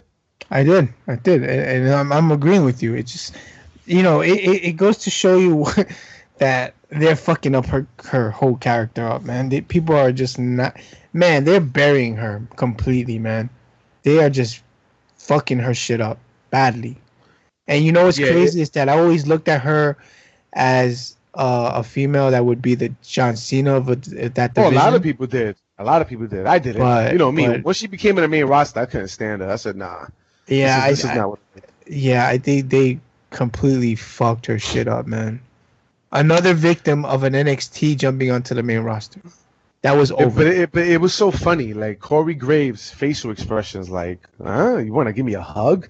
It was so awkward. I even though it's scripted, it's fake interview, but I felt embarrassed with Bailey. Like, what is she doing? Like, it was so fucking funny to me, man. I fucking laughed over here. Like, wow, Corey Graves, you made that interview for sure. Because that shit was fucking funny. Yo, I can't, man. Corey Graves is the shit, man. I like Corey Graves. Listen. I remember when he was doing commentating on first time on Raw, and I was digging him the first time he was on Raw. I was like, this guy's good, man. I don't know anything about Corey Graves. I know he came from NXT, got injured and shit, and he had to retire early. Yeah, but just listening to him and how he speaks, man, this guy would have been fucking good, man. I don't know how he used to wrestle either. I have to look back at his stuff because, like I said, I don't know too much about him. I just know that motherfucker can talk. He can fucking talk, man. And people were telling me they compared him to CM Punk. And I can. He does sound like CM Punk. He sounds like him a lot in the commentary booth. Yeah, and I can see the just him talking. I can see what they were saying. You know, it's great. It's great, man. Yeah, but that was kind of a funny little promo back there, and she did run in, I think during the Divas match on Monday, and it seemed like they gave her a little bit more aggression. She didn't come out, happy, that she came out, trying to kick ass. I don't know if that's the direction she's going, or the direction is going to be her being a half brain dead girl who really has a mind of a child who's still a fan. Mm-hmm. I don't know where they're going with this, but let's see. But regardless of the fact, I think they just need to scrap that whole.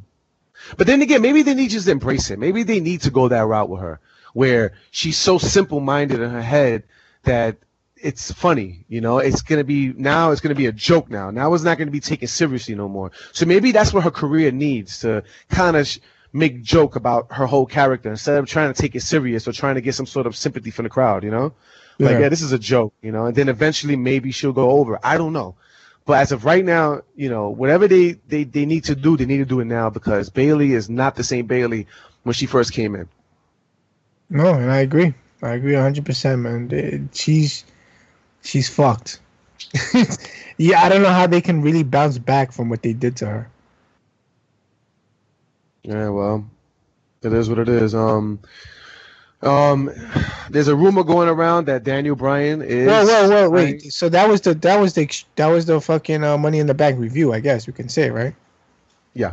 Okay. I just want to get into a little quick news before we get out of here, because I got to go do a few things in a couple minutes. But there's rumors that Daniel Bryan. Something alright. No. What I told you is not going to be. I said I'm gonna try like this week somehow. But there's some news going around that Daniel Bryan has revealed that he still to this day has been working for like an in-ring comeback. Like, he's basically, because there was rumors going around like a couple months ago that he's been trying to study a style where it's not gonna affect his concussions. You know what I mean? He's, another type of wrestling style where he's not going to be doing too much of the high flying headbutts and too much of that high flying. He's trying to create a style where it's going to be safe for him to wrestle in the ring. Yeah. And that was a couple months ago, and just, I think it was yesterday or the day before, he's hinted it off that he's still trying to make that style because he wants an in-ring comeback. So I don't know if that's going to be with WWE, but I'm pretty sure. I don't think WWE is going to let him go and do it somewhere else. I guarantee you they will give him another chance. Well, they're stupid. Let me tell you something. He's one guy, and I said this before. He's one guy that people are behind 100%, no matter what. I always wondered if Nakamura and Daniel Bryan were out there facing off, who would they be backing up more, or even AJ and Bryan. Bryan was one of those guys that people, no matter what, loved. And anybody that went up against him, you were hated because of that. Anybody who beat him was hated. Anybody who, remember what happened to Rey Mysterio when he came out. People booed the shit out of Mysterio just because Bryan was eliminated. And you were the following guy that came out. Like, nah, man. That's one guy you do not want to let go, because that shit happens, man. That guy will bring so much following to wherever he goes and interest. that may hurt WWE. He's one guy that I can say that has that capability of doing that. You know what I'm saying? I'm sure that people will go back to Raw and SmackDown and WWE and shit and keep watching their shit, but he would take a chunk of those people away from WWE, paying attention to WWE only is what I'm saying. People will start flocking to wherever he goes and starts paying attention to their product wherever he's at. Oh yeah, of course. And that will boost up whoever has him. So they better be careful and not fuck with that guy. They better give him what he wants as soon as possible, because if he does leave, and Brian has always said that, if he doesn't wrestle there, he's gonna go wrestle somewhere else. That guy still has. I don't think WWE is gonna risk losing Danny Bryan to another company, because that would be a big blow, and that would be a huge boost in ratings and revenue for whatever company he goes to. Yeah, that's for sure. 100%, man. 100%. There is something else I wanted to talk about, which I'm kind of glad I'm starting to remember now. Samoa Joe and Roman Reigns had a really good match on Monday. Awesome match. It was a really good match. Samoa Joe, first of all, Samoa Joe is starting to, I don't know if he's getting more comfortable, or the back is telling him, listen, go all out in these matches, because Samoa Joe is performing like the Samoa Joe. I'm not going to say 100% like the Samoa Joe we knew from back in the days, but he's getting better. He's showing more of his skill. It was a really good match. With the return of Braun Strowman during the match. One thing I am going to say, Braun Strowman, like I've said, I've been saying this shit for months. He needs to not talk on that mic. He needs to not talk. Now that he's going to catchphrase the whole "I'm not finished with you" to me is already corny. It was funny the first time. It was funny the second time. But if that's going to be his catchphrase now, I don't know. I don't know about that. I felt like, I don't know. And then him just being on that mic is really cringy to me. But with that being said, he came out and cost Roman Reigns the match. Samoa Joe had defeated Roman Reigns, which I was really happy about. I'm really glad that Samoa Joe is getting over now. You know what I mean? Now, with that being said, what is this going to lead to? Is this going to be Roman Reigns beating Braun Strowman again? Like, that's the only downside I see, because I don't think they're going to keep on jobbing Roman Reigns out. Well, first of all, wasn't the plan for Roman Reigns to go into Mania to face Brock Lesnar? That was the plan. That's what I was hearing all the time. But it was supposed to be the plan, yes. Right. So you're right. Like, if he faces Braun Strowman, what does that mean? I mean, he just lost to Samoa Joe. Is he losing to Braun Strowman? It's going to be an ambulance match. So, even if he does lose, maybe they're looking at it like, I don't know. It's no big deal. It's an ambulance match. But they kind of, right. But then he said he's going to face whoever at SummerSlam. So that only makes me believe he's not going into Mania to fight the champion. Because why would he go and fight the champion at SummerSlam? Yeah, because the rumor was they wanted Braun Strowman and Brock for SummerSlam. That's what they really want. You know what I mean? So that's going to be the SummerSlam, not Mania match. No. I'm talking about Roman Reigns. Braun Strowman. Braun Strowman against Brock for SummerSlam. That's the match they want to do for SummerSlam. You know what I mean? Braun Strowman and Roman. Braun Strowman and fucking Brock. Why I keep saying Roman Reigns? I'm bugging. It's fucking bad on my head. So then you're telling me that Brock will lose the belt to Samoa Joe? No. To fight for the belt. Okay, so like the plan. Remember, the original plan was Roman Reigns. Why do I keep saying Roman Reigns? I'm really bugging out right now. The original plan was Braun Strowman to fight Brock Lesnar in Great Balls of Fire. You know what I mean? Yeah. Braun Strowman got injured, so now the plan is for Braun Strowman to fight Brock Lesnar in SummerSlam. That's the new plan right now. So my thing is, who's gonna lose in Great Balls of Fire? How is this gonna play out? You know what I'm saying? Because this guy already said I'm fighting the champion at SummerSlam.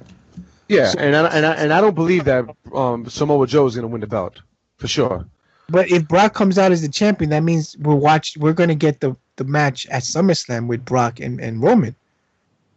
No, I don't think so. I doubt it. They're gonna save that for WrestleMania. Right, but he said it. But he said he's fighting him. He's fighting the champion. He's fighting whoever wins that match. And if Samoa Joe wins, Oh yeah, that's right. You know what? Because you know why I forgot about that? Because I missed the first 5-10 minutes. That's why. That's why he did say that. Okay. So you all right? So that's what I was trying to tell you. That's why I was like, a little lost. Like, what are you talking about? Because I thought you meant Braun. I thought you were talking about Braun. Yeah, you're right about that. You're right about that. Yes. So you know what? Then, yeah, you're right about that. So maybe Samoa Joe will win. But then we just saw that match on Raw. So I know, but it's kind of interesting now that you think about it.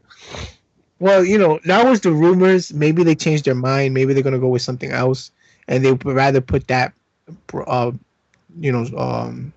Reigns versus Brock at SummerSlam for the belt instead of Mania, and then Mania they'll figure something else. Maybe it'll be somebody else facing Brock.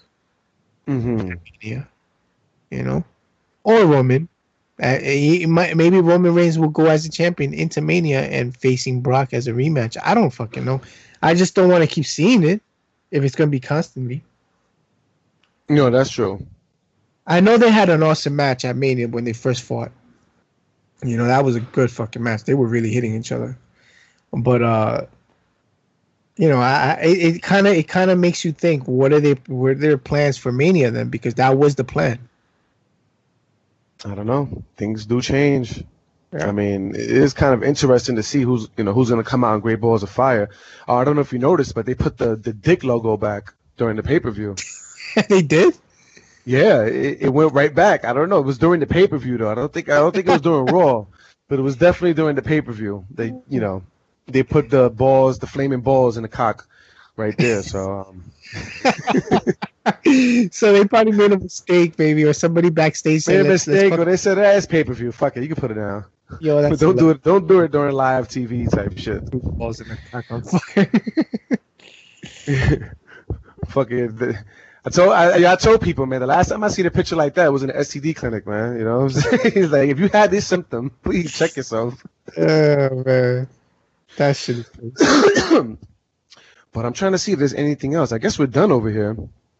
Carmella posted on her Twitter. She told Big Cass to preach. So I guess she put preach, baby, preach. So I guess, that's basically her saying fuck Enzo Amore. And I guess what's his name? What's your boyfriend's name? Ellsworth, yes. Ellsworth didn't see this. Well, you know what? In a perfect world, it would be Carmella and fucking Big Cass as an item. Yo, let me tell you something. If they were to be together, that would be a lot more better. A perfect thing. I would be invested into seeing them. But I think it's too late because they're already trying to give, some sort of a push to her as far as the women's division is concerned. So I don't think it will work out with they're both wrestlers, One of them has to be a valet, which would be I think they'll both be valets to each other, and they will both be on top. One will be the champion for their division, and vice versa. But I know for sure if Big Cass had her on her side, I think people would be more interested in him. Yeah, fans talk about, Same thing with Carmella. I think people would be, oh shit, she got her real man with her, There's let me see something. Also, you told me that TNA had no, there's another rumor going around. Now this is just a rumor because you was just talking about Roman Reigns and SummerSlam, but there's another rumor going around that is that Roman Reigns teased maybe a match with Undertaker on SummerSlam, because I don't know if you've seen it, but the commercial. Michelle McCool had posted I think it was a Instagram or a tweet of her daughter watching Roman Reigns on the TV screen, and basically that the daughter had came out. I don't know if it was a video or not because I didn't really see it, but I heard people talking about it. That she was basically saying that she's basically encouraging her father to beat Roman Reigns, and just all he has to do is slam him up and pin him down with his muscles, and basically Roman Reigns would be done. I don't think that Michelle McCool would post something like that for no reason. I don't think the Undertaker is going to be gone. I really don't think WrestleMania was the last time you see Undertaker. I feel like he is going to come back for a match or two, maybe against Roman Reigns. Maybe he might get the win back. Well, yeah, well, that's what I was going to say. If you're saying that, there might be an obsession, just like Sean had an obsession with Taker, that he lost. And that obsession would, if you're saying what you're saying is true, the obsession would be his daughter is the one pushing him to beat Roman Reigns. He doesn't want his daughter to see him as the loser. So he'll come out of retirement to fight Roman Reigns, beat Roman Reigns, and then retire. Because I don't see him fighting any more than that. You know what I'm saying? I think his last match was at Mania. And if they were to do it, it only makes sense for him to come out to try to beat Roman Reigns and try to honor his daughter's wishes. You get what I'm saying? And then retire as he just took out the guy who took him out. So he could go out in a better way, I guess you could say, at Mania. If this is probably why, now that you mentioned it, this is probably why we have Roman Reigns facing Brock Lesnar at SummerSlam. If this is the case.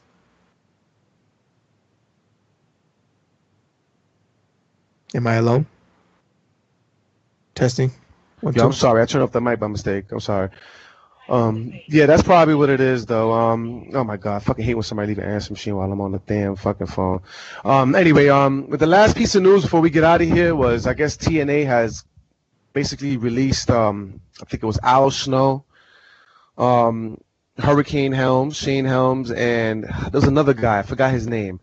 They basically cut them, I guess, due to trying to save some money because they keep losing money.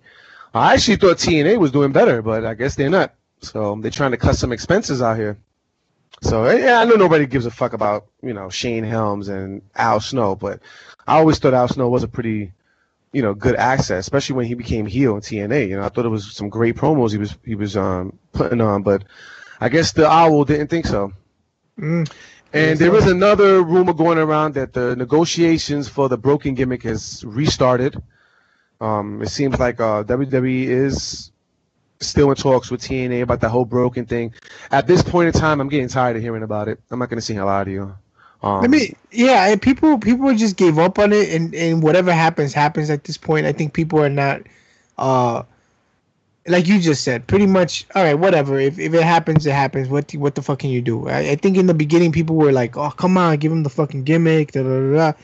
There's no matter what, you have hatred for that company just because they did that to Matt.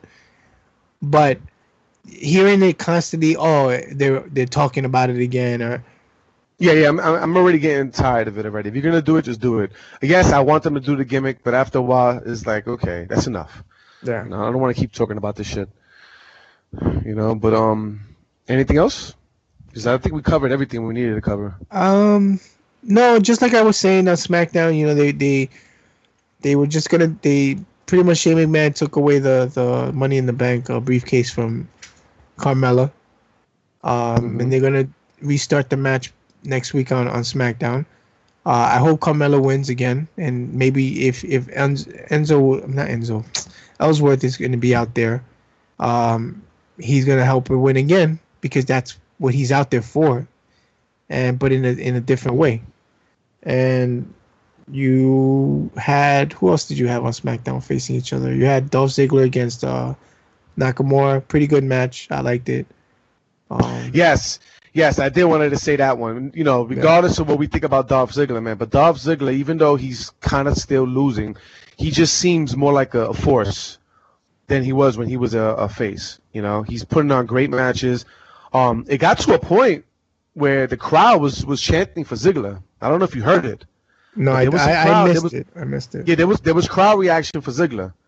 There was definitely a lot of people saying "Let's go Ziggler," and I heard it clearly through the TV screen. So, okay, so if that's the case, man, Joey, watch that match. No, exactly. If that's the case, then yes, Dolph. They were chanting for Nakamura too, but that just kind of shows you certain things about the main roster, man. Yeah, you're telling me that he's so over no matter what, blah blah blah. You got people chanting for Ziggler? People was chanting for Ziggler. Let's go Ziggler. Try to watch that match over again. You're going to clearly hear it. Yeah, I heard it clearly. Right. That's what I'm saying. So that to me is kind of like, what's going on? The fans aren't chanting 100% for Nakamura? I mean, they chanted, it fizzled out pretty fast, but I heard it clearly. And then it was like, let's go Nakamura, let's go Ziggler. I heard that. Yeah. You know what I mean? I'm like, wait a minute. That's never a good sign. No, it's not. It's not a good sign. Especially when you got high expectations for somebody, Yeah. So what else? And then we had Kevin Owens coming out and talking about that he's going to have that US invitation every week that Cena did with the US title, where he challenges every week. I love that concept. If that's the case, man, first of all, that's going to be great stuff on TV. We're going to constantly see new guys come out and facing, Kevin Owens for that belt. And that I'm looking forward to 100%. And also, I don't know if you heard that supposedly when Cena comes back, we all know that he's going to be a free agent, which is, I think, the stupidest thing to do. We already know he's a Smackdown guy. So, but they're going to be tossing him around, back and forth everywhere. Yeah. All these guys. But from what I'm hearing, they're going to give him pretty much leeway on him controlling his character and who he wants to feud with and all that stuff when he comes back. And one of his ideas was that US title thing that he did when he had that belt. That was his idea, supposedly, from what I'm hearing. So if he could come up with things like that, great. Let's see what happens.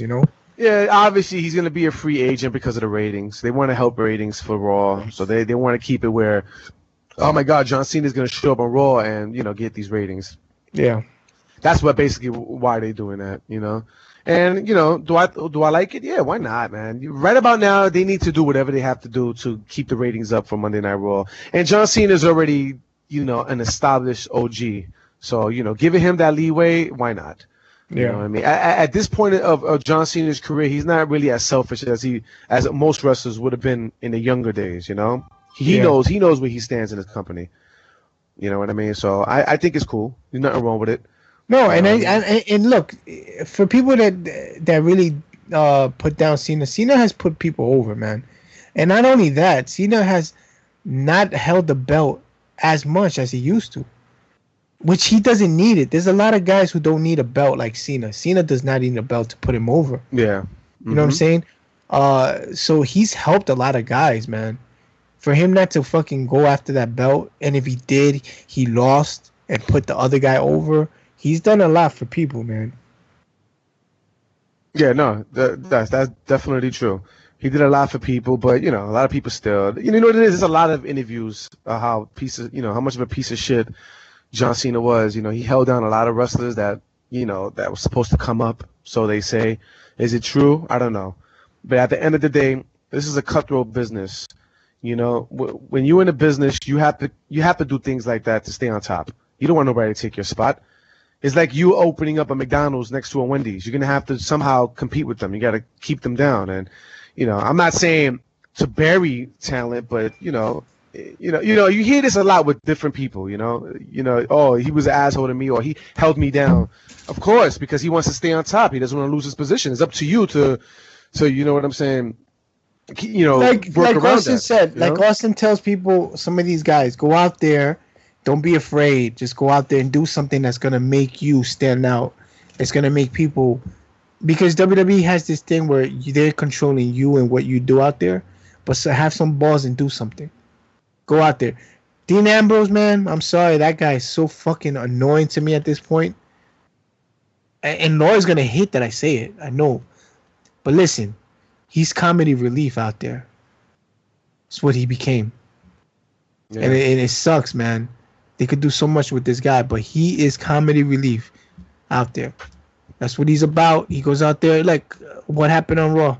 He was out there, fucking The Miz tries to hit him, and he's like, oh, and then he has that stupid look on his face, like, oh, like he's a clown. You know what I'm saying? Like, yeah. Yeah. Now The Miz got a little entourage. You guys, Bray Wyatt, Bo Dallas, and fucking. Listen, I'm ready to get the hell out of here. That's why I'm messing up so much right now. But he has Bo Dallas and he has Curtis Axel. Yeah. Why? I have absolutely no idea. I didn't even. You know what? I don't know. This doesn't help. This doesn't help the other two guys at all. It's just gonna help fucking Miz to be more of a threat to people. But oh, you know what? I'm sorry. I had to make this point. I'm sorry. I don't mean to change the subject, but Bray Wyatt. This is the point I wanted to make before we get out of here. So you have Seth Rollins cutting a promo about how he's the cover of the game, the new game in 2018 or whatever. And Bray Wyatt interrupts him with the, and then it's like he cuts his promo, and it gets to a point where he's walking down the aisle, ready to beat up Seth Rollins, and his status is so low in WWE that Seth Rollins just does a dive and completely shuts off Bray Wyatt. That's it, and it was over after that. What are they doing to Bray Wyatt, man?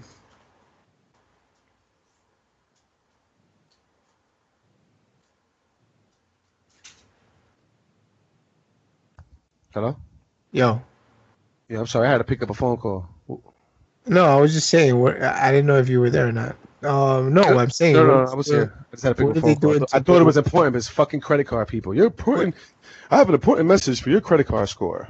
Don't worry, I'm gonna edit that part out. Yeah, please. I'll edit some of these things out. But you know what? When we do this, if there's something that came off wrong, write it down. No, we're still recording. Yeah, I know. Because this part is gonna be edited. Just write down exactly at what point, if it was 2:30, the minute and hours. Exactly, so we know exactly what are they doing to Bray Wyatt, dude? Like, so the guy cuts the promo. He comes in and it's like, all right, he got to a point where he gets no offense now. Now he comes in and just gets dove on, and that's it. Yeah, he was basically threatening Seth Rollins, and he said, people need to be careful about him, whatever. And he comes out, he's walking down the aisle. Seth Rollins throws himself on top of him. Seth Rollins goes up to the aisle, raises his hand like he's the shit, and Bray Wyatt is on the floor, looking like a dick. That's it. Yeah, so I definitely wanted to mention that part, but yeah, that was really really ridiculous. It just proves, and y'all wonder why. I don't give a fuck about Bray Wyatt anymore. This is exactly the reason why I have no interest to see him talk, to hear him talk, and just to lose. And now he's not even losing no more. Now he's just not getting no offense no more. He's just gonna get dove on. Yeah. It's just crazy, dude. It's just crazy. But yeah, we're running out of time for sure. And if we miss something, we apologize. We'll have more news. Yeah, next time we're gonna have some notes, man. I'm pretty sure we missed a couple of things, but right about now, time is running tight for me, and I'm ready to get out of here. So yeah. Yeah. Pretty much. But thank you for listening to the new Roundtable Wrestling Radio 2.0. Is this even a roundtable when there's only two people? It's not, right? It's just a back and forth. Yeah. But we'll figure. Like I said, this is a new thing we're doing, and we'll figure things out in the long run. But for now, this is the Roundtable. If we might have more people joining the crew. But we'll see what happens in the long run, man. Well, don't get it messed up. Laura's still part of the show. It's just that she's mainly available after Smackdown, and we couldn't do it yesterday. So yeah, definitely. Well, we'll figure things out. In the long run, things will things will change. So yeah. So thank you for listening. This was Roundtable Wrestling Radio, ladies. What does that mouth do? Peace.